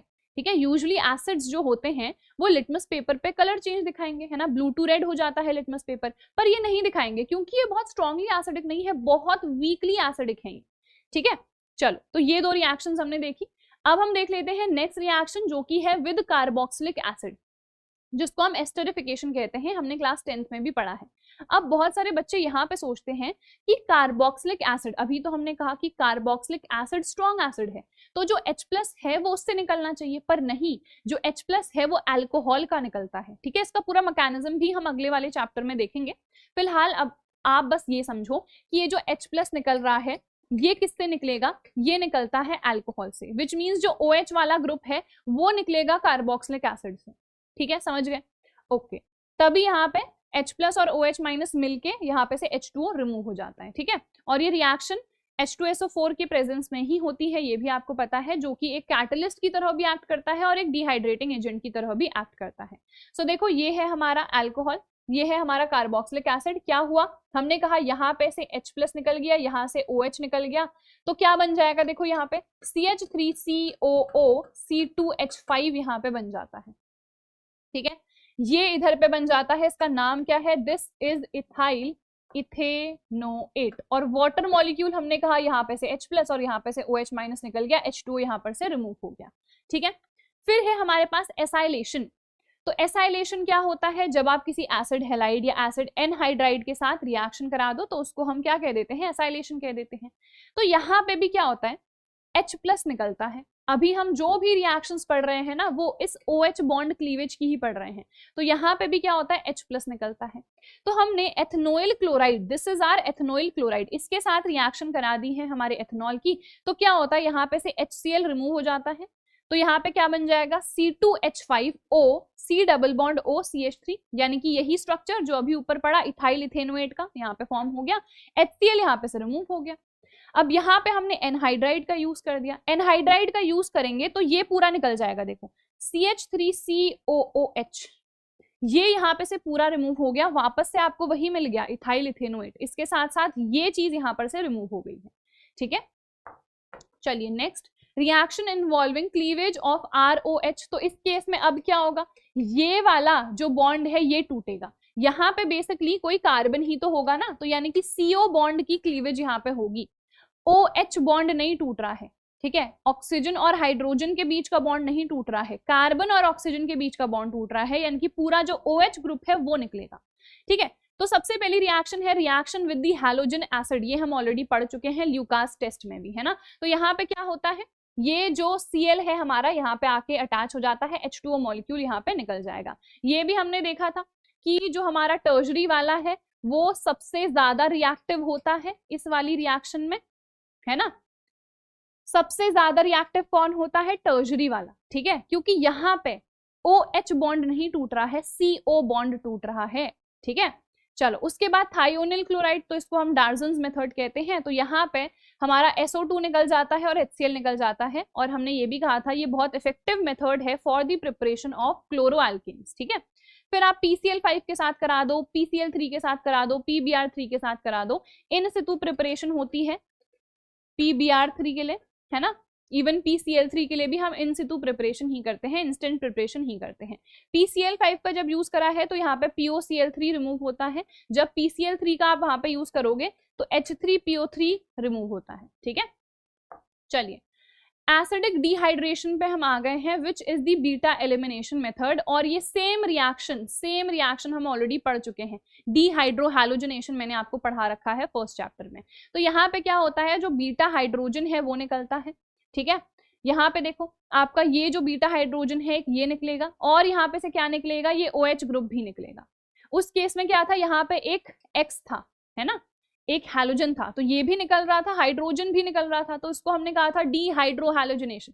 यहाँ पे भी सेम चीज हो रही है, बस X के जगह पे क्या है OH, और यहाँ पे भी क्या आएगा, ये जब निकल जाएंगे ना, ये निकल जाएंगे तो यहाँ पे आ जाएगा डबल बॉन्ड, यानी कि यहाँ पे भी आपको क्या मिल जाएगा, एक एल्कीन मिल जाएगा। ठीक है, तो यहाँ पे भी हम डिहाइड्रेटिंग एजेंट का यूज करते हैं, जो कि इस केस में है concentrated H2SO4। Temperature condition is very important, temperature होना चाहिए ऑलमोस्ट 443 केल्विन। नाउ टर्शरी वाले सबसे ज्यादा रिएक्टिव होते हैं, इसीलिए उसके लिए जो टेम्परेचर कंडीशन है वो कम हो जाती है, ज्यादा रिएक्टिव है तो ऑब्वियसली कम टेम्परेचर पे भी रिएक्शन दिखा देगा। ठीक है, तो इस तरीके से देखो यहाँ पे ये रिएक्शन होती है, और ये रिएक्शन पे सबसे ज्यादा क्या मैटर करता है, स्टेबिलिटी ऑफ द कार्बोकेटायन। ठीक है, ये हमने पढ़ा हुआ है। स्टेबिलिटी ऑफ द कार्बोकैटायन, सबसे ज्यादा स्टेबल कार्बोकैटायन कौन सा है, टर्शरी वाला, है ना। यानी कि यहाँ पे कौन सा मैकेनिज्म होगा, SN1 मैकेनिज्म यहाँ पर होगा, ठीक है। तो इसीलिए हमें कार्बोकैटायन की स्टेबिलिटी देखनी है जो कि टर्शरी वाला है, तो ये सबसे ज्यादा रिएक्टिव है, इसीलिए कम टेम्परेचर पे भी रिएक्शन हो गई, ठीक है। तो आपको समझ में आ गया होगा, मैकेनिज्म ऑलरेडी मैंने पढ़ाया हुआ था। तो ये दोनों यहाँ पे से निकल जाएंगे, OH ग्रुप और बीटा वाला हाइड्रोजन, ठीक है। अब यहाँ पे भी क्या होगा, दो केस बनेगा, हमने कहा अनसिमेट्रिक भी तो हो सकता है ना। जो प्रोडक्ट है उसमें हमारे पास दो टाइप के एल्कीन्स हमें मिल सकते हैं, तो मेजर प्रोडक्ट कौन सा होगा, तो उसके लिए हमने कौन सा रूल का यूज करा था, सेटजेफ रूल का, है ना। तो यानी कि जो हमारा डबल बॉन्ड है उसके पास जो कार्बन है उनके पास कम नंबर ऑफ हाइड्रोजन होने चाहिए अगर अनसिमेट्रिक का केस बन जा रहा है। यानी कि मान लो यहाँ पे एक कार्बन ही है, ठीक है, यहाँ पे OH ग्रुप है ये, और यहाँ पे CH2CH3, कुछ इस टाइप का अगर केस है ना, तो हमने कहा ये भी बीटा कार्बन है, ये भी बीटा कार्बन है, तो यानी कि डबल बॉन्ड यहाँ पर भी आ सकता है या डबल बॉन्ड यहाँ पर भी आ सकता है। कहाँ पर आएगा, तो हमने कहा यहाँ पर आएगा, क्यों, क्योंकि उसके बगल वाले जो कार्बन है प्रोडक्ट के केस में, ठीक है, उसके बगल वाले जो कार्बन है उनके पास कम नंबर ऑफ हाइड्रोजन एटम्स होने चाहिए, ठीक है। तो सेटजेफ रूल के अकॉर्डिंग आप अनसिमेट्रिक के केस में अपना आंसर लिख दोगे, ठीक है। चलिए मैकेनिज्म देख लेते हैं। तो देखो ये है हमारा अल्कोहल, H2SO4 के साथ रिएक्शन हुई, अगेन यहाँ पे H2SO4 ना रीजनरेट हो जाएगा क्योंकि that is just a catalyst, ठीक है। यहाँ पे जैसे वो एक डिहाइड्रेटिंग एजेंट का काम कर रहा है, उसका काम सिर्फ H2O को निकालने का है, रिएक्शन में पार्टिसिपेट नहीं करने वाला वो, ठीक है। तो देखो इसका जो H+ है H2SO4 का, ठीक है, इसका जो हाइड्रोजन है ऑक्सीजन के पास लोन पेयर है, तो ये इसको डोनेट कर दे रहा है, तो इसमें पॉजिटिव चार्ज आ जाएगा H+ का, ठीक है। तो देखो इसके साथ आके ये अटैच हो गया, तो यहाँ पे प्रोटोनेटेड एथेनॉल बन जाता है। यहाँ पे फर्दर क्या होगा, देखो ये जो बॉन्ड है शिफ्ट होगा, इस पे पॉजिटिव चार्ज आया क्योंकि इस ऑक्सीजन ने क्या किया, अपना जो लोन पेयर था उसको डोनेट कर दिया, तो इस पे पॉजिटिव चार्ज आ गया। ये बॉन्ड शिफ्ट होगा तो नेगेटिव चार्ज आना चाहिए ऑक्सीजन पे, तो पॉजिटिव नेगेटिव क्या हो जाएगा, कैंसिल, तो यानी कि पानी का मॉलिक्यूल यहाँ से निकल जाएगा। पर अब क्योंकि ये वाला बॉन्ड इधर शिफ्ट हुआ ना, तो इस पे क्या आ जाएगा, पॉजिटिव चार्ज आ जाएगा, तो यहाँ पे कार्बोकैटायन बनता है। तभी तो हमने कहा ये SN1 मैकेनिज्म है, तो यहाँ पे कार्बोकैटायन बनेगा, और कार्बोकैटायन बनने वाला जो स्टेप होता है that is the slow step, हमें पता है, और वो ही रेट डिटरमाइनिंग स्टेप होता है। दूसरा वाला बहुत फास्ट स्टेप है, तो यहाँ पे जो रेट ऑफ रिएक्शन है वो डिपेंड ही नहीं करती है ना। तो यहाँ पे देखो फर्दर क्या हुआ, ये मेरा कार्बोकैटायन बन गया, इस कार्बोकैटायन को मैंने इस फॉर्म में लिख दिया, ये बॉन्ड टूट के इधर आता है, यहाँ पे से देखो H+ और निकल जाएगा, और ये H+ किसके साथ जुड़ेगा, वापस से इसके साथ, तो H2SO4 मुझे वापस से मिल गया, और ये डबल बॉन्ड इधर आ गया ना, तो पॉजिटिव नेगेटिव क्या हो जाएगा, कैंसिल, डबल बॉन्ड शिफ्ट हो गया, तो यहाँ पे आपको मिल गया एक एल्कीन, ठीक है। तो विच मीन्स यहाँ पे H2SO4 तो पहली बात सिर्फ डिहाइड्रेटिंग एजेंट है, तो वो तो निकल गया है, और यहाँ पे हमको मिल गया है एल्कीन। ये फास्ट स्टेप है, ये स्लो स्टेप है। कार्बोकैटायन की स्टेबिलिटी यहाँ पे मैटर करती है, इसीलिए ये वाली रिएक्शंस में टर्शरी वाले सबसे ज्यादा रिएक्टिव होते हैं, तभी यहाँ पे टेम्परेचर भी क्या है, कम है, ठीक है। चलिए ऑक्सीडेशन पे आ जाते हैं। प्राइमरी का ऑक्सीडेशन जब होता है तो हमारे पास अगर प्राइमरी वाला है तो एक ही OH ग्रुप है, वो ऑक्सीडाइज हो जाता है, एल्डिहाइड हमें मिल जाता है। अब ये रिएक्शन अगर आपने स्ट्रॉन्ग ऑक्सीडाइजिंग एजेंट के साथ कराई है, जैसे कि KMNO4 है, K2Cr2O7 है, Na2Cr2O7 है, इनके साथ जो अच्छे ऑक्सीडाइजिंग एजेंट है इनके साथ अगर आपने रिएक्शन कराई है, तो ये एल्डिहाइड भी ऑक्सीडाइज हो जाता है, आपको कार्बोक्सिलिक एसिड मिल जाता है। पर अगर आपने यहाँ पे PCC या PDC का यूज करा हुआ है, तो उस केस में रिएक्शन यहीं पर रुक जाएगी, फर्दर वो ऑक्सीडाइज नहीं होगा, ठीक है। सेकेंडरी अल्कोहल की बात करें तो देखो यहाँ पे ऑक्सीडेशन होगा, और आपको क्या मिल जाएगा, यहाँ पे कीटोन ग्रुप, ठीक है। जैसे इसका रिडक्शन करा था तो ये मिला था, तो वैसे ही इसका ऑक्सीडेशन करोगे तो ये मिलेगा। इसका फर्दर जो ऑक्सीडेशन है वो पॉसिबल नहीं होता है। हाँ, भले ही इसका अगर आप स्ट्रॉन्ग ऑक्सीडाइजिंग एजेंट जैसे कि कॉन्सेंट्रेटेड HNO3 के साथ कराते हो ना, तो यहाँ पे एक इनोल बनता है, वो इनोल का ऑक्सीडेशन आसानी से हो जाता है, तो आपको कार्बोक्सिलिक एसिड मिल सकता है, पर वहां पे कार्बन का नंबर कम हो जाता है, ठीक है। मैं आपको नेक्स्ट चैप्टर में वो रिएक्शन भी दिखाऊंगी। टर्शरी वाले का जो ऑक्सीडेशन है वो पॉसिबल नहीं होता है, ठीक है। चलो उसके बाद अब यहाँ पे देखो क्यों पॉसिबल नहीं है वो भी आप समझ लो, क्योंकि यहाँ पे इसके पास एक हाइड्रोजन होगा, ठीक है, ये हमने गलत बना दिया था, यहाँ पे एक और हाइड्रोजन है, यहाँ पे क्या है, हाइड्रोजन यहाँ पे भी मौजूद है, हाइड्रोजन यहाँ पे भी मौजूद है, पर यहाँ पे कोई भी अल्फा हाइड्रोजन मौजूद ही नहीं है, कोई भी अल्फा हाइड्रोजन यहाँ पे नहीं मौजूद है, तो इसका ऑक्सीडेशन पॉसिबल नहीं होता है। यहाँ पे पॉसिबल है, ठीक है, यहाँ पे इसका ऑक्सीडेशन आसानी से हो गया, ठीक है, यहाँ पे भी आसानी से हो गया, पर यहाँ पे नहीं हो पाएगा क्योंकि इसके पास कोई भी अल्फा हाइड्रोजन मौजूद नहीं है, ठीक है। डिहाइड्रोजनेशन रिएक्शन पे आ जाते हैं, तो ये रिएक्शन हम कॉपर के साथ कराते हैं। टेम्परेचर कंडीशन सबके लिए सेम है, याद रखना 573 केल्विन।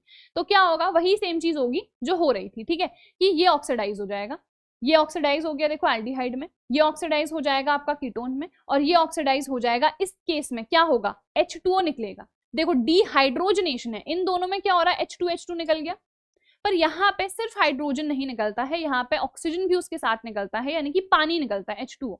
तो यहाँ पे क्या होगा, यहाँ पे डबल बॉन्ड आ जाएगा, ठीक है। देखो इसके पास एक हाइड्रोजन है और यहाँ पे OH है, तो बेसिकली ये जो H2O है ये रिमूव हो गया, तो ये बॉन्ड इधर पे शिफ्ट होगा, तो ये डबल बॉन्ड देखो यहाँ पे आ गया, तो यहाँ पे आपको क्या मिल गया, एक एल्कीन मिल गया, ठीक है। तो ये होती है डिहाइड्रोजनेशन रिएक्शन, और अगर पूछो ऑक्सीडेशन में तो इसका ऑक्सीडेशन पॉसिबल नहीं है, ठीक है। चलो अब प्राइमरी, सेकेंडरी और टर्शरी को आप डिफरेंशिएट कैसे करोगे, डिस्टिंग्विश कैसे करोगे, तो सबसे पहले हम लोगों को पता है एक है विक्टर मेयर टेस्ट, ठीक है। देखो ल्यूकास टेस्ट तो हम लोग ऑलरेडी पढ़ चुके हैं, है ना, तो वापस से उतना डिटेल में नहीं बताऊंगी, सुन लो बस। टर्शरी, सेकेंडरी, प्राइमरी, हमें पता है टर्शरी वाला क्या होता है, सबसे ज्यादा रिएक्टिव होता है। नाउ क्योंकि ये टर्शरी वाला सबसे ज्यादा रिएक्टिव है, तो ल्यूकास रिएजेंट के साथ जैसे ही रिएक्शन होगी उसी टाइम पे टर्बिडिटी आ जाएगी, और टर्बिडिटी का मतलब क्या है कि क्लाउडी क्लाउडी अपीयरेंस वहां पे हो जाएगी। अगर 5 मिनट के बाद आती है तो वो हमारा सेकेंडरी अल्कोहल होगा, और अगर हीट करने के बिना टर्बिडिटी आई ही नहीं तो यानी कि वो प्राइमरी अल्कोहल है। प्राइमरी में जब तक हीट नहीं करोगे तब तक टर्बिडिटी नहीं आएगी, और रिएक्शंस क्या है हमने ऑलरेडी देख ली थी। टर्शरी वाला इतना रिएक्टिव होता है कि मोस्टली यहाँ पे ZnCl2 की भी जरूरत नहीं होती है, यहाँ पे डायरेक्ट ये रिएक्शन हो जाती है एंड टर्बिडिटी अपीयर्स। इन दोनों में ही ZnCl2 की जरूरत होती है, ठीक है। चलो ल्यूकास टेस्ट को हम रेड ब्लू कलरलेस टेस्ट भी कहते हैं, क्योंकि यहाँ पे जो फाइनल प्रोडक्ट्स बनते हैं उनका कलर रेड, ब्लू और कलरलेस होता है।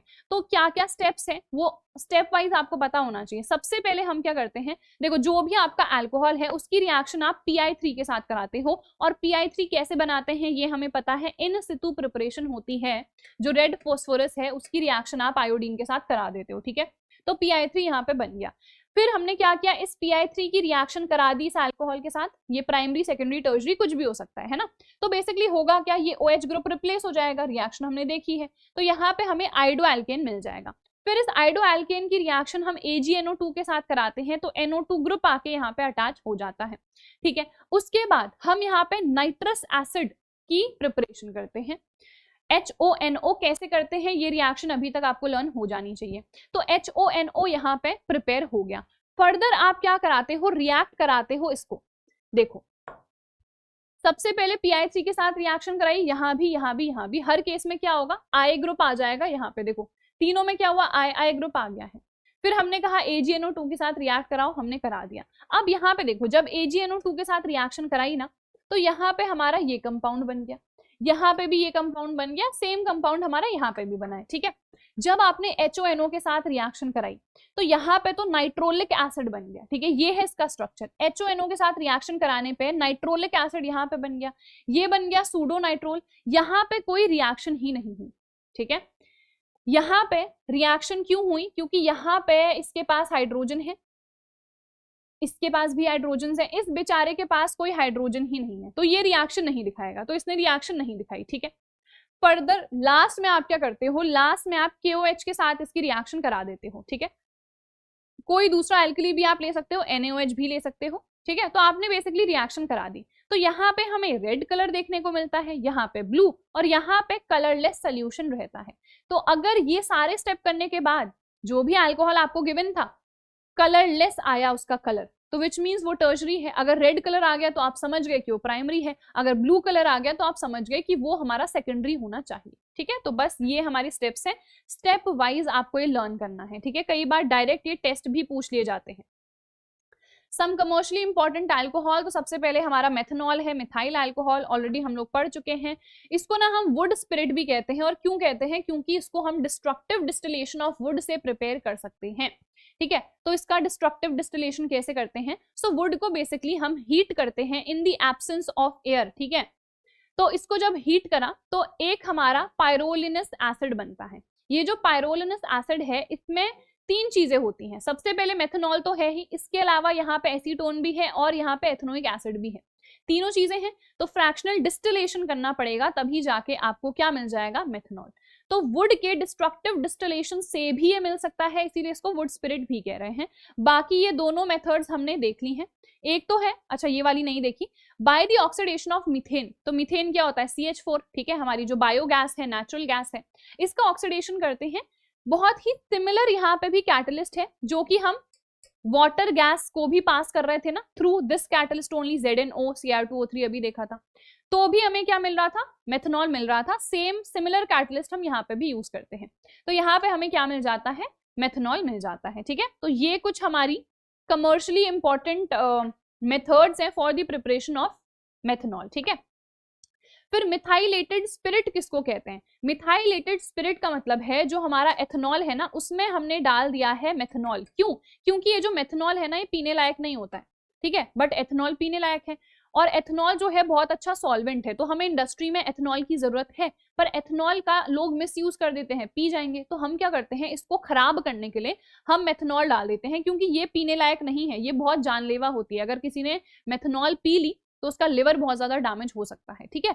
तो इसको इसमें डाल देते हैं। तो ये जो प्रोसेस है एथेनॉल में मेथनॉल डालने का, सो दैट एथेनॉल खराब हो जाए, इसी को हम डिनैट्यूरेशन ऑफ अल्कोहल भी कहते हैं, ठीक है। और इस मिक्सचर को हम मिथाइलेटेड स्पिरिट कह देते हैं। फिर है पावर अल्कोहल। पावर अल्कोहल यानी कि कहीं ना कहीं पावर के लिए यूज करेंगे, तो इसमें हम क्या करते हैं ना, 20% अल्कोहल लेते हैं और 80% पेट्रोल। तो इसको हम कहीं ना कहीं यूज करना चाह रहे हैं as a substitute of petrol, ठीक है। एंड फिर है एब्सोल्यूट अल्कोहल, जो 100% प्योर एथेनॉल होता है, वो एब्सोल्यूट अल्कोहल होता है। ये मिलना बहुत ही डिफिकल्ट है, मोस्टली रेक्टिफाइड स्पिरिट ही हमको मिलती है, यानी कि 95% आपके पास एथेनॉल होता है, बाकी 5% पानी है। क्योंकि आपको पता है ये कहीं ना कहीं क्या बनाते हैं, एजियोट्रॉप, इनका बॉइलिंग पॉइंट सेम होता है, तो फ्रैक्शनल डिस्टिलेशन से पानी और अल्कोहल को अलग करना बहुत डिफिकल्ट हो जाता है। तो इस मिक्सचर को हम रेक्टिफाइड स्पिरिट कहते हैं। अगर आपने पूरा पानी निकाल दिया तो फिर वो एब्सोल्यूट अल्कोहल कहलाएगा, ठीक है। आई होप यार ये चीज समझ में आ गई होगी। नेक्स्ट अब आ जाते हैं फिनॉल पे। अल्कोहल तो हमने पूरा पढ़ लिया है। फिनॉल की प्रिपरेशन हम कैसे करेंगे, तो सबसे पहले बेंजीन डाइजोनियम क्लोराइड क्या है, कैसे बनता है, देख चुके हैं, ठीक है। तो अगर इसमें थोड़ा सा भी टेम्परेचर मिल गया, अगर आपका जो टेम्परेचर है वो 5 डिग्री सेल्सियस से ज्यादा हो गया, ठीक है, तो ये पानी के साथ रिएक्ट करके फिनॉल बना देता है, ठीक है। उसके बाद बेंजीन सल्फोनिक एसिड से भी हम प्रिपेयर कर सकते हैं। तो ये हमारा बेंजीन सल्फोनिक एसिड है, इसकी रिएक्शन हम सोडियम हाइड्रोक्साइड के साथ करा देते हैं, तो Na यहाँ पे आ जाता है और ये देखो H इसके साथ निकल जाएगा, तो H2O निकल गया, तो सोडियम बेंजीन सल्फोनेट यहाँ पे बन गया। फर्दर इसकी रिएक्शन वापस से हम सोडियम हाइड्रोक्साइड के साथ करा देते हैं, तो यहाँ पे क्या होता है, ONA आके अटैच हो जाता है, ठीक है। बाकी सब जो है ये यहाँ पे से रिमूव हो गया, ठीक है। तो ये क्या है, सोडियम फिनेट, या फिर इसी को हम सोडियम फिनॉक्साइड भी कहते हैं।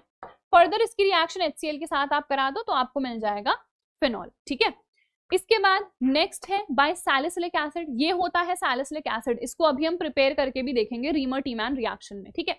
तो ये सैलिसिलिक एसिड है, इसकी रिएक्शन NaOH के साथ करा दो, ये यहाँ पे आके अटैच नहीं होगा, ये यहाँ पे आके अटैच होगा, ठीक है। तो H2O यहाँ पे से देखो निकल गया क्योंकि Na यहाँ पे आ गया, ठीक है। तो सोडियम सैलिसिलिक एसिड यहाँ पे मिल गया, ठीक है। This is basically the sodium salt of salicylic acid, ठीक है। फिर हम यहाँ पे सोडा लाइम के साथ इसकी रिएक्शन करते हैं, क्योंकि सोडा लाइम के साथ जब भी रिएक्शन कराते हैं ना, तो एक डीकार्बोक्सिलेशन रिएक्शन होती है, ठीक है।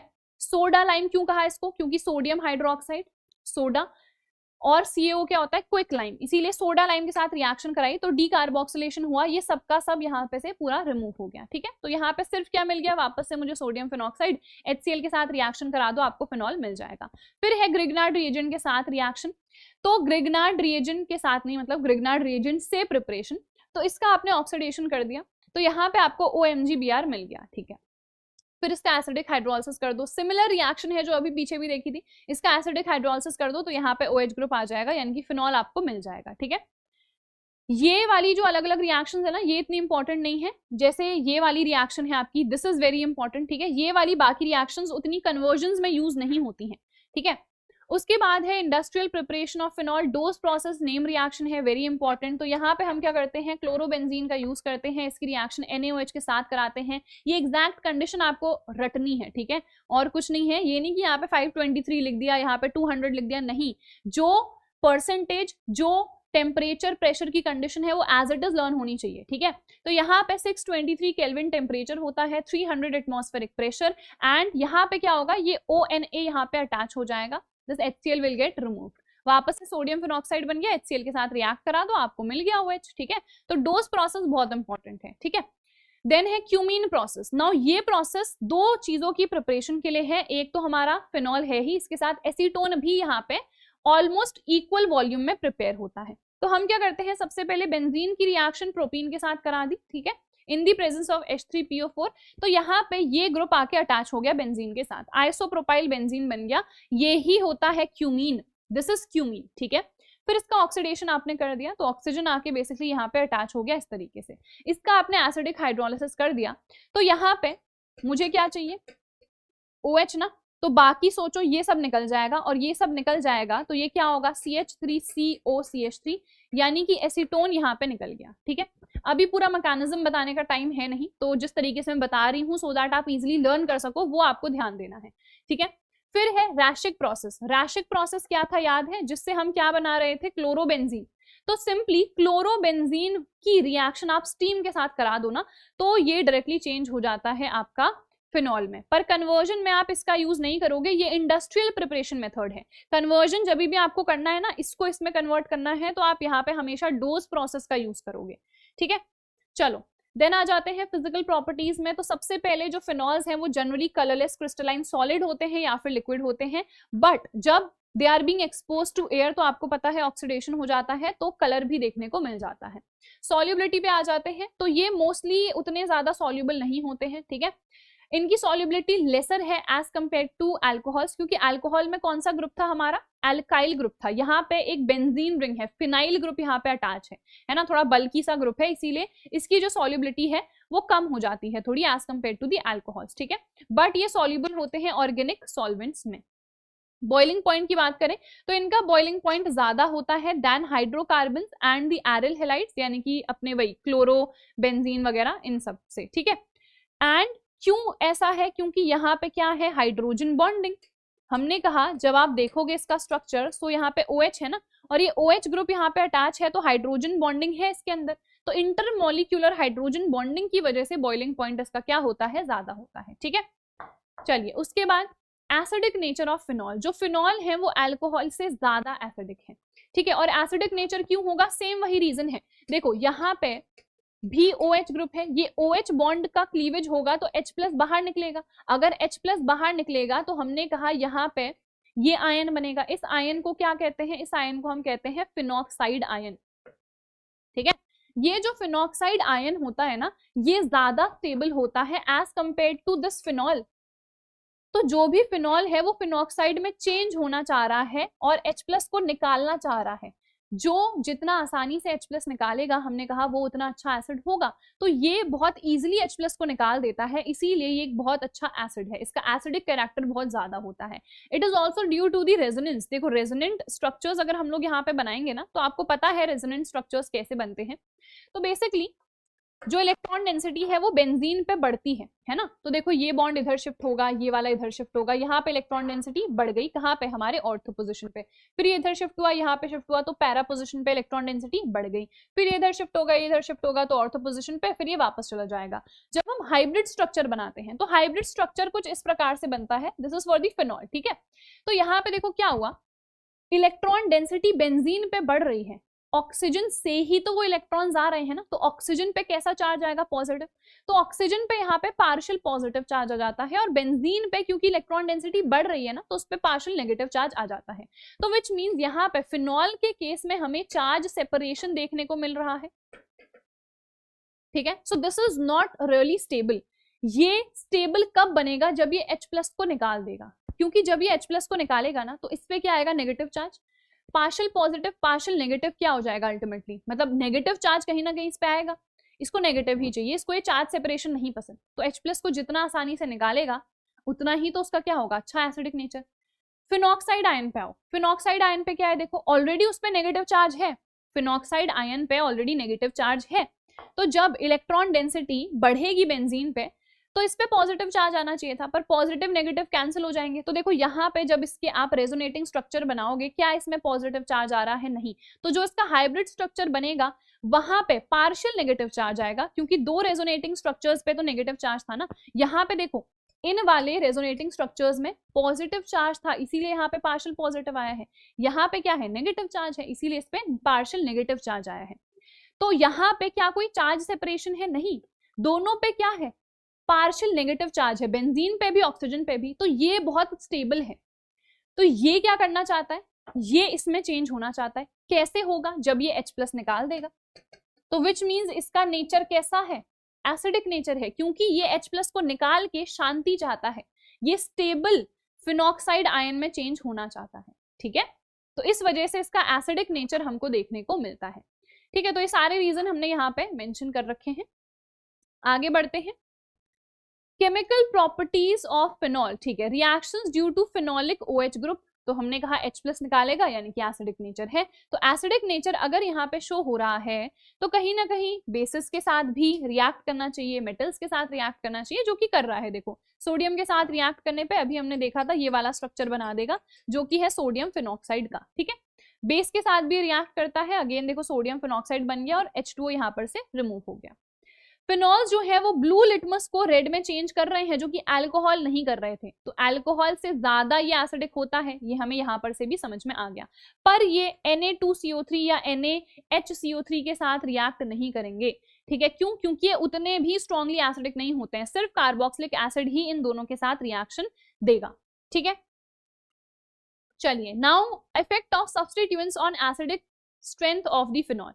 हमारे पास दो टाइप के ग्रुप्स होते हैं, इलेक्ट्रॉन विड्रॉइंग और इलेक्ट्रॉन रिलीजिंग। तो जब हमारे पास इलेक्ट्रॉन विड्रॉइंग ग्रुप है तो क्या होगा, इलेक्ट्रॉन विड्रॉइंग ग्रुप हमारे पास जब भी है, देखो ये मेरा फिनॉल है, यहाँ पे कोई इलेक्ट्रॉन विड्रॉइंग ग्रुप मैंने ले लिया, तो इलेक्ट्रॉन विड्रॉइंग ग्रुप क्या करना चाह रहा है, अपनी ओर को इलेक्ट्रॉन डेंसिटी बढ़ाना चाह रहा है ना।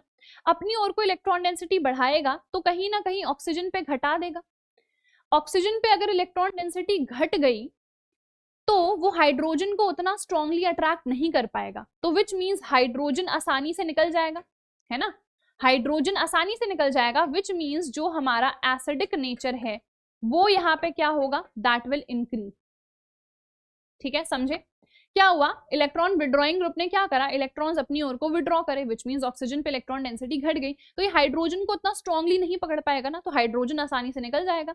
हाइड्रोजन अगर आसानी से निकल गया तो यानी कि वो ज्यादा एसिडिक है, विच मीन्स जितने ज्यादा मैं इलेक्ट्रॉन विड्रॉइंग ग्रुप डाल दूं उतना मेरे लिए अच्छा है। यस, तो जितना ज्यादा इलेक्ट्रॉन विड्रॉइंग ग्रुप आप यहाँ पे जोड़ दोगे ना, उतना ही ज्यादा देखो एसिडिक नेचर होगा। ये सबसे ज्यादा एसिडिक है, क्यों, क्योंकि इसमें 3 इलेक्ट्रॉन विड्रॉइंग ग्रुप जुड़े हैं, फिर ये कम है, फिर ये थोड़ा कम और ये सबसे कम, ठीक है। और ऑर्थो एंड पैरा पोजिशन की अगर हम बात करें तो हमें पता है जो पैरा पोजिशन है वो स्टेबल रहती है, क्योंकि वहां स्टेरिक हिंड्रेंस भी कम रहती है। तो पैरा वाला का जो एसिडिक नेचर है वो सबसे ज्यादा होगा, यानी कि जो इलेक्ट्रॉन विड्रॉइंग ग्रुप है जब वो पैरा पोजिशन पे अटैच है, ठीक है। फिर देखो इसका एसिडिक नेचर है, ऑर्थो का और मेटा का क्या होता है, सबसे कम होता है, क्योंकि आपको पता है मेटा पोजिशन पे जो इलेक्ट्रॉन डेंसिटी है वो कहीं ना कहीं हमारे ऑर्थो एंड पैरा पे घट गई है ना।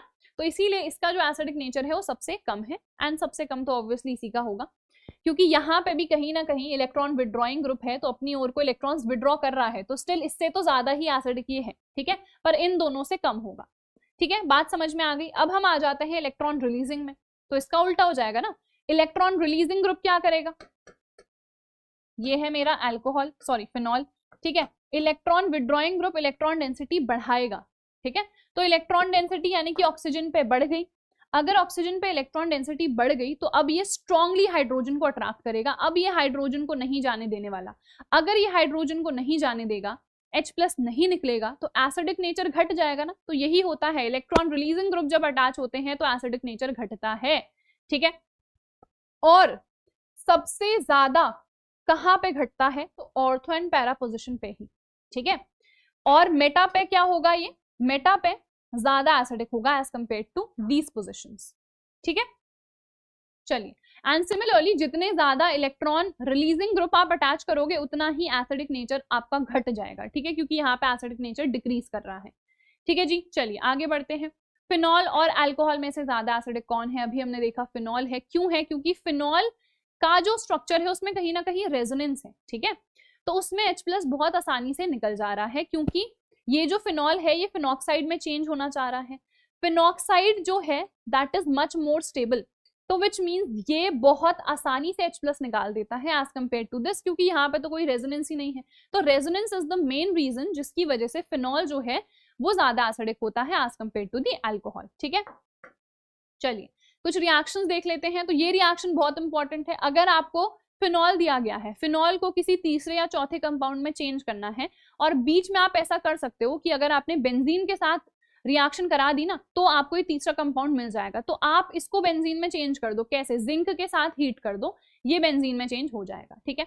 ये बहुत इंपॉर्टेंट रिएक्शन है। सेम ये भी काफी इंपॉर्टेंट है, अमोनिया के साथ रिएक्शन करा दो तो यहाँ पे NH2 ग्रुप आ जाएगा, ठीक है। तो एनालीन आपको यहाँ पे मिल गया है, तो विच मीन्स आपने फिनॉल को डायरेक्टली एनालीन में चेंज कर दिया। फिर इससे आपको जो भी बनाना है आप बनाते रहो, ठीक है। फिर उसके बाद एसिड क्लोराइड या फिर एसिड एनहाइड्राइड के साथ रिएक्शन करा दो, जो आपको पता है क्या होता है, एसाइलेशन होता है। तो इस केस में देखो ये जो H और ये Cl है निकल जाएगा, ये यहाँ पे आके अटैच हो जाएगा, तो फिनाइल एसीटेट आपको यहाँ पर मिल गया है, ठीक है। उसके बाद नेक्स्ट सेम चीज यहाँ पर भी फॉर्म हो रही है। अब यहाँ पे ना रीअरेंजमेंट हो जाता है। देखो ये जो हमें फिनाइल एसीटेट यहाँ पे मिला है ना, यहाँ पे रीअरेंजमेंट हमें देखने को मिलेगा, जिसको हम फ्रीज रीअरेंजमेंट कहते हैं। तो बेसिकली ये ग्रुप यहाँ पे आ जाता है, यहाँ पे, और आपकी पैरा पोजिशन पे आपको पता ही है, तो यहाँ पे क्या रहेगा? OH। तो ये ग्रुप इधर पे आ गया, तो यहाँ पे देखो क्या है, ये सेकंड पोजीशन पे आएगा ना, ये हमारा मेन फंक्शनल ग्रुप है क्योंकि कीटोन वाला है। तो इसको हम क्या कहेंगे? 2 हाइड्रोक्सी, और सिर्फ जहां पे ये होता है इसको क्या कहते हैं? इसको कहते हैं एसिटोफेनॉन। तो ये हो गया हमारा 2 हाइड्रोक्सी एसिटोफेनॉन, ठीक है। और सिमिलरली ये हो गया 4 हाइड्रोक्सी एसिटोफेनॉन। तो फ्रीज रीअरेंजमेंट हमें फिनाइल एसीटेट में देखने को मिलता है, ठीक है। अब आ जाते हैं शॉर्टन बॉर्मन रिएक्शन में। तो यहाँ पे बेंजोइल क्लोराइड के साथ आप रिएक्शन करा रहे हो, सेम रिएक्शन है जो पीछे थी, तो यहाँ पे OCO-C6H5 आ जाएगा, इसको हम फिनाइल बेंजोएट कह देंगे, उसको फिनाइल एसीटेट कह रहे थे। अब ग्रिग्नार्ड रिएजेंट के साथ आप इसकी रिएक्शन करा दो, तो यहाँ पे देखो ये पूरा निकल जाता है C2H6, ठीक है। C2H6 देखो यहाँ पे निकल गया, तो C6H5OMgBr यानी कि फिनॉक्सी मैग्नीशियम ब्रोमाइड आपको यहाँ पे मिल जाएगा, ठीक है। चलो नेक्स्ट, बेंजीन रिंग की वजह से तो आपको पता है ये जो OH ग्रुप होता है ये ऑर्थो एंड पैरा डायरेक्टिंग ही होता है, क्योंकि हमने अभी रेजोनेटिंग स्ट्रक्चर्स भी बनाए। ऑर्थो एंड पैरा पोजीशन पे इलेक्ट्रॉन डेंसिटी बढ़ रही है, तो जो भी इलेक्ट्रोफाइल है वो वहीं पे जाके ऑब्वियसली अटैच होगा, ठीक है। तो देखो यहाँ पे सबसे पहले अगर एक्वस ब्रोमीन के साथ रिएक्शन हो रही है ना, तो कई बार ये कन्वर्जन भी आ जाता है। एक्वस ब्रोमीन के साथ अगर रिएक्शन होगी तो ये इतना अच्छा ग्रुप है, इतनी इसने इलेक्ट्रॉन डेंसिटी बढ़ा दी है तीनों ही पोजिशन पे, कि ये जो मेरा इलेक्ट्रोफाइल है ये तीनों पोजीशन पे जाके अटैच हो जाता है। तो देखो यहाँ पे मुझे 2,4,6 ट्राई ब्रोमोफिनॉल मिल जाता है, और इसका व्हाइट कलर का पीपीटी हमें मिल जाता है। तो इसको हम यूज भी कर सकते हैं as a test to know कि जो भी कंपाउंड है वो फिनॉल है कि नहीं। So this is also a confirmation test for phenol. अगर आपको ऑर्थो एंड पैरा प्रोडक्ट्स ही चाहिए हैं तो आपको यहाँ पे कार्बन डाइसल्फाइड या कार्बन टेट्राक्लोराइड का यूज करना पड़ेगा। कई बार कंप्लीट द रिएक्शन आ जाता है, तो अगर एक्वस ब्रोमीन है तो ये प्रोडक्ट बनेगा, याद रखना। बट अगर यहाँ पे ब्रोमीन के साथ रिएक्शन करने पे CCl2 CCl4 का भी यूज किया गया है तो ऑर्थो एंड पैरा प्रोडक्ट आपको मिलेगा, ठीक है। सिमिलरली देख लो सल्फोनेशन की जब हम बात करेंगे तो यहाँ पे तो ऑर्थो एंड पैरा प्रोडक्ट हमें मिल गया है। नाइट्रेशन में अगर डाइल्यूट HNO3 है तब आपको ऑर्थो एंड पैरा प्रोडक्ट मिलेंगे, बट अगर आपने कॉन्सेंट्रेटेड HNO3 का यूज कर लिया है तो उस केस में वापस से देखो हमने कहा तीनों पोजिशन काफी एक्टिव हैं, तो तीनों पोजिशन पे हमारे NO2 ग्रुप जाके अटैच हो गए, और इसको क्या कहते हैं? 2,4,6 ट्राई नाइट्रोफिनॉल, और इसको हम TNP भी कहते हैं, इसको हम पिक्रिक एसिड भी कहते हैं, ठीक है। फिर है फ्रीडल क्राफ्ट एल्काइलेशन। तो यहाँ पे आपको अगेन पता है जो CH3 है, जो भी एल्काइल है मतलब, वो ऑर्थो एंड पैरा पोजीशन पे जाके जुड़ जाएगा। एक रिएक्शन है हमारी हाइड्रोजनेशन वाली। तो यहाँ पे देखो हाइड्रोजन के साथ आपने जब इसको रिएक्ट करा दिया, यहाँ पे बेंजीन रिंग थी, पर ये जो भी ऑल्टरनेट ऑर्डर पे डबल बॉन्ड होंगे ये सारे जो हैं टूट गए, हाइड्रोजन आके यहाँ पे जुड़ गए हैं, ऐड हो गए हैं, तो यहाँ पे आपको साइक्लोहेक्सेनॉल मिल गया है। तो मे भी कई बार पूछ लिया जाए कि अगर ये रिएक्शन इसके साथ हो रही है तो क्या बन रहा है, तो यहाँ पे अब ये एक एलिफेटिक कंपाउंड बन गया है ये साइक्लिक पर एलिफेटिक है क्योंकि यहाँ पे बेंजीन रिंग अब मौजूद नहीं है, ठीक है। चलिए very important name reaction, Reimer Tiemann reaction. तो देखो यहाँ पे हम क्या करते हैं, वी टेक फिनॉल CHCl3 या फिर CCl4, इन दोनों में से कोई भी रिएक्शन को आप लर्न कर सकते हो, ठीक है। जब आपने रिएक्ट कराया इन दी प्रेजेंस ऑफ NaOH, तो देखो ये वाला जो Na है ये तो यहाँ चला गया, यानी कि H2O निकल गया यहाँ पे से, ठीक है। ये जो है ये यहाँ पे आके अटैच हो जाता है, ठीक है, विच मीन CHCl2 यहाँ पे आके अटैच हो गया, ठीक है। उसके बाद फर्दर इसकी रिएक्शन फिर से आपने NaOH के साथ करा दी, ठीक है, और यहाँ पे से एक HCl भी निकलेगा, क्योंकि एक हाइड्रोजन यहाँ से निकलेगा और एक जो इसका Cl है वो भी निकलेगा, तो HCl और H2O यहाँ पे से रिमूव हो गया, ठीक है। तो यहाँ पे फर्दर हमने 2NaOH के साथ रिएक्शन कराई, तो यहाँ पे क्या हुआ, 2NaCl निकल गया और ये OH ग्रुप 2 आके यहाँ पे अटैच हो गए। ये अनस्टेबल स्ट्रक्चर होता है, H2O यहाँ पे से निकलता है, तो यहाँ पे क्या बचेगा, CHO, ठीक है। इसकी रिएक्शन HCl के साथ करा दो तो आपको पता है यहाँ पे H आ जाएगा और ये NaCl यहाँ पर से रिमूव हो जाएगा। ये होता है सैलिसिलएल्डिहाइड। अभी हमने कहा था ना सैलिसिलिक एसिड भी बनाएंगे, तो हम क्या कर सकते हैं, यहाँ पे CCl4 का यूज कर सकते हैं। सेम रिएक्शन है, देखो यहाँ पे CCl3 आ जाएगा, ये Na यहाँ पे जाके अटैच हो जाएगा। 3NaOH के साथ रिएक्शन कराओ तो 3NaCl निकल गया यहाँ पे COH थ्राइस आ जाएगा, फिर से ये अनस्टेबल है तो H2O निकलेगा, तो यहाँ पे COOH वाला स्ट्रक्चर होगा, ठीक है। फर्दर HCl के साथ रिएक्ट करा दो तो यहाँ पे हाइड्रोजन आ जाएगा, तो ये मिल गया हमको सैलिसिलिक एसिड, ठीक है। कई बार पूछ लिया जाता है कि फिनॉल को चेंज कर दो सैलिसिलिक एसिड में, तो कैसे कर सकते हो, I hope it is clear, ठीक है। फिर है हमारी कोल्बे श्मिट रिएक्शन। तो यहाँ पे इसकी रिएक्शन हम NaOH के साथ कराते हैं सिंपली, तो विच मीन्स हमें सोडियम फिनॉक्साइड मिल गया। CO2 के साथ इसकी रिएक्शन करा दी तो हमें ये स्ट्रक्चर यहाँ पे मिल गया। जैसे फ्रीज रीअरेंजमेंट हुआ था वैसा ही रीअरेंजमेंट यहाँ पे भी होता है, तो विच मीन्स ये ग्रुप यहाँ पे आके अटैच हो जाता है, ठीक है। तो ये हमें मिल गया सोडियम सैलिसिलेट, जो अभी हमने देखा था sodium salt of salicylic acid है। फर्दर HCl के साथ इसकी रिएक्शन करा दो तो यहाँ पे से NaCl बाहर निकल जाता है, ये जो H है यहाँ पे जाके अटैच हो जाता है, अगेन आपको सैलिसिलिक एसिड मिल गया। तो इस रिएक्शन से भी आप चेंज कर सकते हो और इस रिएक्शन से भी आप चेंज कर सकते हो, और ये एज अ नेम रिएक्शन भी डायरेक्टली पूछ ली जाती है दोनों ही, ठीक है। चलो उसके बाद है कपलिंग रिएक्शन। तो ये कपलिंग रिएक्शन हम अमीन्स वाले में भी देखेंगे, यहाँ भी देख लेते हैं। तो ये हमारा बेंजीन डाइजोनियम क्लोराइड है, इसकी रिएक्शन आपने फिनॉल के साथ कराई, तो यहाँ पे जो पैरा पोजिशन है, ठीक है, this is the para position, यहाँ का जो हाइड्रोजन है वो इसके Cl के साथ निकल जाता है और यहाँ पे हमें मिल जाता है पैरा हाइड्रोक्सी एजोबेंजीन। ये ऑरेंज रेड कलर की डाई होती है, ठीक है। डाइंग पर्पज में ये वाली रिएक्शंस का हम यूज करते हैं, जो कि हमारी कपलिंग रिएक्शंस है। फिर है reaction with phthalic anhydride. So this is our phthalic anhydride, ठीक है। यहाँ पे C double bond O and C double bond O, ये जो स्ट्रक्चर है this is of phthalic anhydride. अभी हम थैलिक एसिड भी देखेंगे, ठीक है। तो यहाँ पे देखो हमारे ये दो फिनॉल हमने ले रखे हैं। अगेन ये जो रिएक्शंस है पैरा पोजीशन पे होंगी, देखो यहाँ भी पैरा पोजीशन का हाइड्रोजन है, यहाँ भी पैरा पोजीशन का हाइड्रोजन है। H2O यहाँ पे से रिमूव हो जाता है क्योंकि आप सल्फ्यूरिक एसिड का यूज कर रहे हो जो कि डिहाइड्रेटिंग एजेंट है। तो ये स्ट्रक्चर हमें यहाँ पे देखने को मिलता है इस तरीके से, और ये जो स्ट्रक्चर है किसका है, दिस इज ऑफ फिनोफ्थलीन। फिनोफ स्पेलिंग गलत हो गई, फिनोफ्थलीन, ठीक है। सो फिनोफ्थलीन होता क्या है, एसिड बेस इंडिकेटर है। एसिड बेस इंडिकेटर क्या होते हैं, जो बताते हैं कि कौन एसिडिक है कौन बेसिक है। तो बेसिक मीडियम में इसका कलर पिंक होता है और एसिड में ये कलरलेस रहता है, ठीक है। तो ये है हमारा एक एसिड बेस इंडिकेटर, तो इसकी प्रिपरेशन हमने कर दी है, ठीक है। देन है ऑक्सीडेशन ऑफ फिनॉल। तो फिनॉल को ऑक्सीडेशन कर दोगे तो ये स्ट्रक्चर आपको मिल जाता है विच इज बेंजोक्विनोन, ठीक है। ये रिएक्शंस उतनी इंपॉर्टेंट नहीं है, जिस पे मैं एम्फसाइज कर रही हूँ जैसे नेम रिएक्शन है या जो कन्वर्जन में यूज हो रही है वो सबसे ज्यादा इंपॉर्टेंट है, अभी सबसे ज्यादा उसी पे फोकस करना है, ठीक है। अब आ जाते हैं ईथर पे। तो ईथर क्या होते हैं, जिसमें आपका ये जो ये वाला ग्रुप है, ठीक है, ये यहाँ पे मौजूद होगा ऑक्सीजन वाला, ठीक है। इथरियल ऑक्सीजन जहाँ पे भी मौजूद है तो वो आपका एक ईथर कहलाएगा, ठीक है। ये चीज अलग हो गई, दिस इज डिफरेंट, ठीक है। ये कौन सा है, कार्बोनिल ग्रुप है, ये ईथर नहीं है, ठीक है। ये वाला जो है आपका, ठीक है, कि यहाँ पे इस तरीके से क्या बना दिया है, ठीक है, इस टाइप से जो हमारा स्ट्रक्चर बन रहा है जहाँ पे कार्बन्स के बीच में एक इथरियल ऑक्सीजन है, तो वो हमारा ईथर कहलाता है, ठीक है। और इनका जो स्ट्रक्चर है वो पानी से बहुत सिमिलर है। देखो पानी में क्या होता है, इस टाइप का स्ट्रक्चर होता है ना। अब यहाँ पे क्या हो गया, यहाँ पे कोई R आएगा, यहाँ भी कोई R आएगा, यानी कि कोई एल्काइल ग्रुप भी आ सकता है, कोई एरिल ग्रुप भी आ सकता है, तो ये हमारा एक ईथर कहलाएगा, ठीक है। सो ईथर्स आर ऑर्गेनिक कंपाउंड्स जिसमें दो एल्काइल या एरिल ग्रुप अटैच होते हैं सेम ऑक्सीजन एटम से, ठीक है। और ये आइसोमर होते हैं अल्कोहल के, जैसे कि अल्कोहल मैंने कह दिया C2H5OH है ना, तो इसका फॉर्मूला क्या होगा, C2H6O है ना। सिमिलरली अगर मैं CH3OCH3, ये भी एक ईथर है ना, इसका अगर मैं फॉर्मूला लिखूं तो C2H6O, तो यानी कि दोनों का मॉलिक्यूलर फॉर्मूला क्या है, सेम, पर स्ट्रक्चर दोनों का अलग अलग है।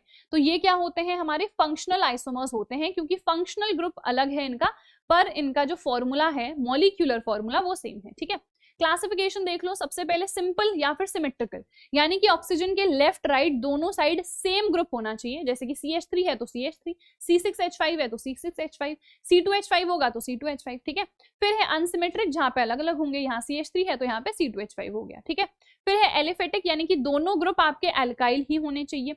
एरोमेटिक का मतलब है कि कम से कम एक एरिल ग्रुप आपका होना चाहिए, यानी कि देखो यहाँ पे सिर्फ एक ग्रुप है, CH3 वाला एक है आपका एरिल ग्रुप, तो भी एरोमेटिक कहलाएगा। ठीक है, यहाँ पे देखो दोनों है तो ये भी एरोमेटिक कहलाएगा। इसमें भी अलग अलग कैटेगरीज आ जाती हैं।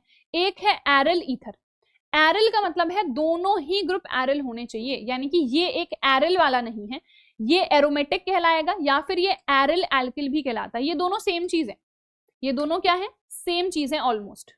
ठीक है, चलो उसके बाद प्रिपरेशन पे आ जाते हैं। तो एसिडिक डिहाइड्रेशन आप अल्कोहल का कर सकते हो। अब हमने अभी पढ़ा था, जब हम एसिडिक डिहाइड्रेशन कर रहे थे 443 केल्विन पे, तो हमको क्या मिल रहा था, एल्कीन, याद है कि नहीं? तो टेम्परेचर कंडीशन इसीलिए बहुत इंपॉर्टेंट है। अगर आपने एसिडिक डिहाइड्रेशन करा है 443 केल्विन पे तो आपको एल्कीन मिलेगा, पर यही एसिडिक डिहाइड्रेशन आप 413 केल्विन पे कर दो तो आपको मिल जाएगा ईथर। देखो यहाँ पे से H2 निकल गया, आपको ईथर मिल गया। ठीक है, इसको आप R- भी लिख सकते हो, यानी कि दूसरा कोई अल्काइल ग्रुप होगा। ठीक है, तो यहाँ पे देखो, यहाँ पे क्या हो गया, ये H2 निकल गया, तो यहाँ पे हमें C2H5O C2H5 मिल गया। ठीक है, फिर है हमारे पास कैटालिटिक डिहाइड्रेशन। तो सेम वही चीज है, डिहाइड्रेशन ही आप कर रहे हो, यहाँ पे बस हम कैटलिस्ट का यूज कर रहे हैं, यहाँ पे डिहाइड्रेटिंग एजेंट का यूज कर रहे थे। तो सेम चीज होगी, H2O यहाँ पे से रिमूव हो जाएगा, आपको जो भी ईथर है वो यहाँ पे मिल जाएगा। ठीक है, विलियमसन ईथर सिंथेसिस रिएक्शन, ये ऑलरेडी मैं आपको फर्स्ट चैप्टर में पढ़ा चुकी हूँ, बहुत इंपॉर्टेंट है। यहाँ पे हम एक हैलो एल्केन का यूज करते हैं, रिएक्शन कराते हैं सोडियम एल्कोक्साइड के साथ, तो यहाँ पे ईथर मिल जाता है और NaCl NaBr ये सब रिमूव हो जाते हैं। ठीक है, तो ये दोनों के लिए ही है, यहाँ पे से एलिफेटिक और एरोमेटिक ईथर दोनों ही बन सकते हैं। ठीक है, पर जो एरिल हेलाइड है उसका आप यहाँ पे यूज नहीं कर सकते हो, क्योंकि आपको पता है वो SN2 रिएक्शंस नहीं दिखाता है ना। क्या होता है, जो हैलो एरीन है हमने पढ़ा ना, उसकी रिएक्टिविटी बहुत कम है, तो यहाँ पे आपको बस एरिल हेलाइड का यूज नहीं करना है, यानी कि जो हैलो एरीन है उसका यूज नहीं करना है। ठीक है, यानी कि ये जो है ना, ये वाली चीज सोडियम एल्कोक्साइड वाली, यहाँ पे आप सोडियम फिनॉक्साइड का यूज कर लो, पर यहाँ पे आप यूज नहीं करोगे हैलो एरीन का। बात समझ गए? ठीक है, तो यहाँ पे देखो हमने रिएक्शन करा दी ये सोडियम एल्कोक्साइड के साथ, तो यहाँ पे क्या होगा, NaBr निकल जाएगा, C2H5O C2H5 आ गया। ठीक है, ओके, इसका नाम क्या होगा, इसका नाम होता है इथॉक्सी इथेन। ठीक है, अगर C2H5O CH3 है तो ये क्या हो जाएगा, ये ब्रांचिंग में आएगा, ब्रांचिंग नहीं मतलब पहले आएगा। ठीक है, ये हो जाएगा मिथॉक्सी इथेन, क्योंकि जो भी मेन चेन है वो हमेशा एंड में आती है, जिसमें maximum number of carbon atoms होने चाहिए, तो इसका नाम हो जाएगा मिथॉक्सी इथेन। ठीक है, फिर यहाँ पे देखो इसकी रिएक्शन इसके साथ करा दी, तो मिथॉक्सी बेंजीन, जिसको हम क्या कहते हैं, एनिसोल भी कहते हैं। ठीक है, चलिए नेक्स्ट पे आ जाते हैं। फिजिकल प्रॉपर्टीज, तो लोअर मेंबर्स गैसेस होते हैं, हायर फिर लिक्विड होते हैं और इनकी प्लेजेंट स्मेल होती है। ठीक है, देन आ जाते हैं स्ट्रक्चर में, तो जैसे हमारा पानी का स्ट्रक्चर होता है सिमिलर इनका भी होता है, अभी मैंने आपको बताया। पोलैरिटी की बात करें तो ये पोलर मॉलिक्यूल्स होते हैं, क्योंकि यहाँ पे ऑक्सीजन बीच में मौजूद है जिसके पास 2 लोन पेयर मौजूद होते हैं। ठीक है, बट इनकी जो पोलैरिटी है वो अल्कोहल से कम होती है।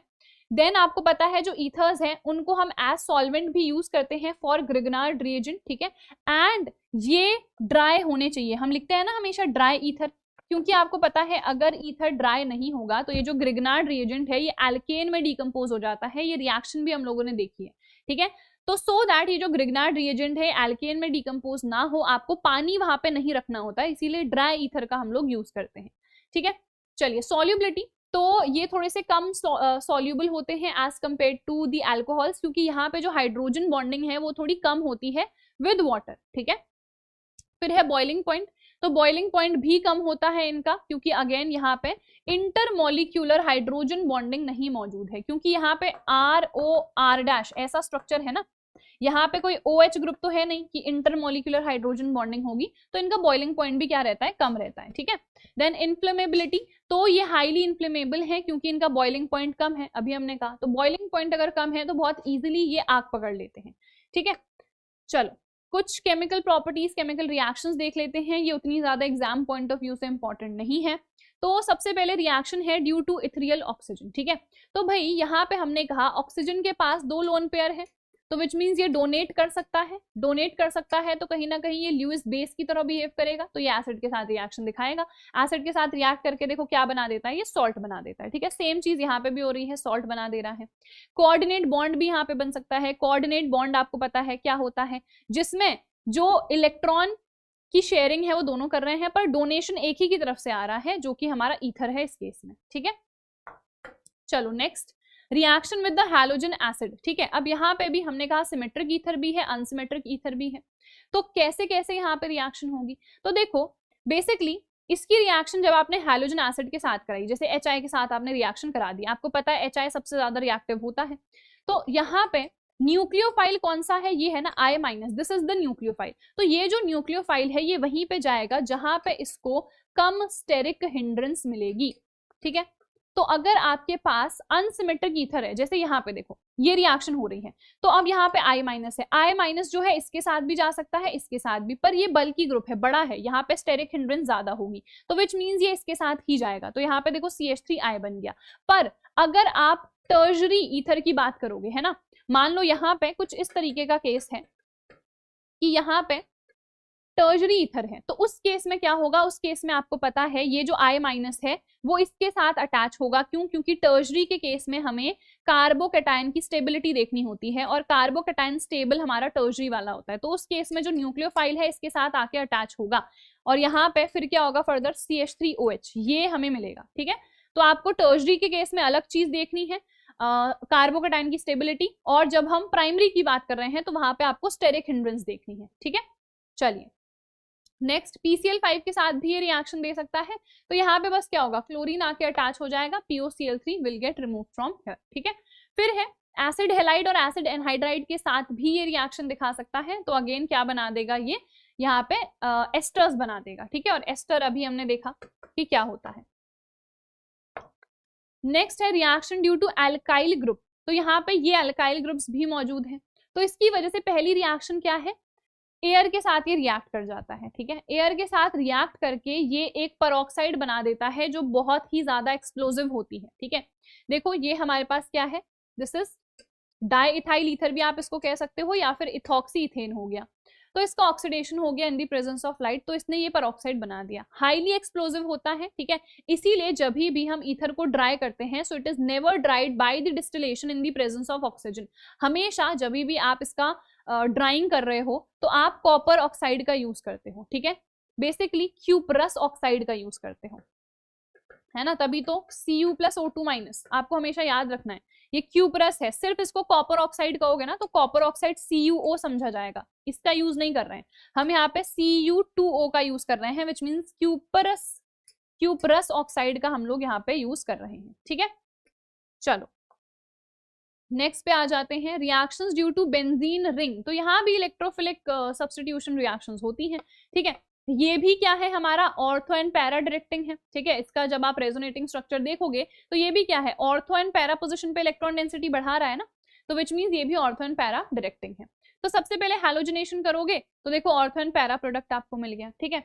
सिमिलरली आप यहाँ पे नाइट्रेशन कर दो तो आपको ऑर्थो एंड पैरा प्रोडक्ट मिल गया, सल्फोनेशन कर दो ऑर्थो एंड पैरा प्रोडक्ट मिल गया, फ्रीडल-क्राफ्ट एल्काइलेशन एसाइलेशन दोनों दिखाएगा, ऑर्थो एंड पैरा पोजीशन पे CH3 आ जाएगा, ठीक है।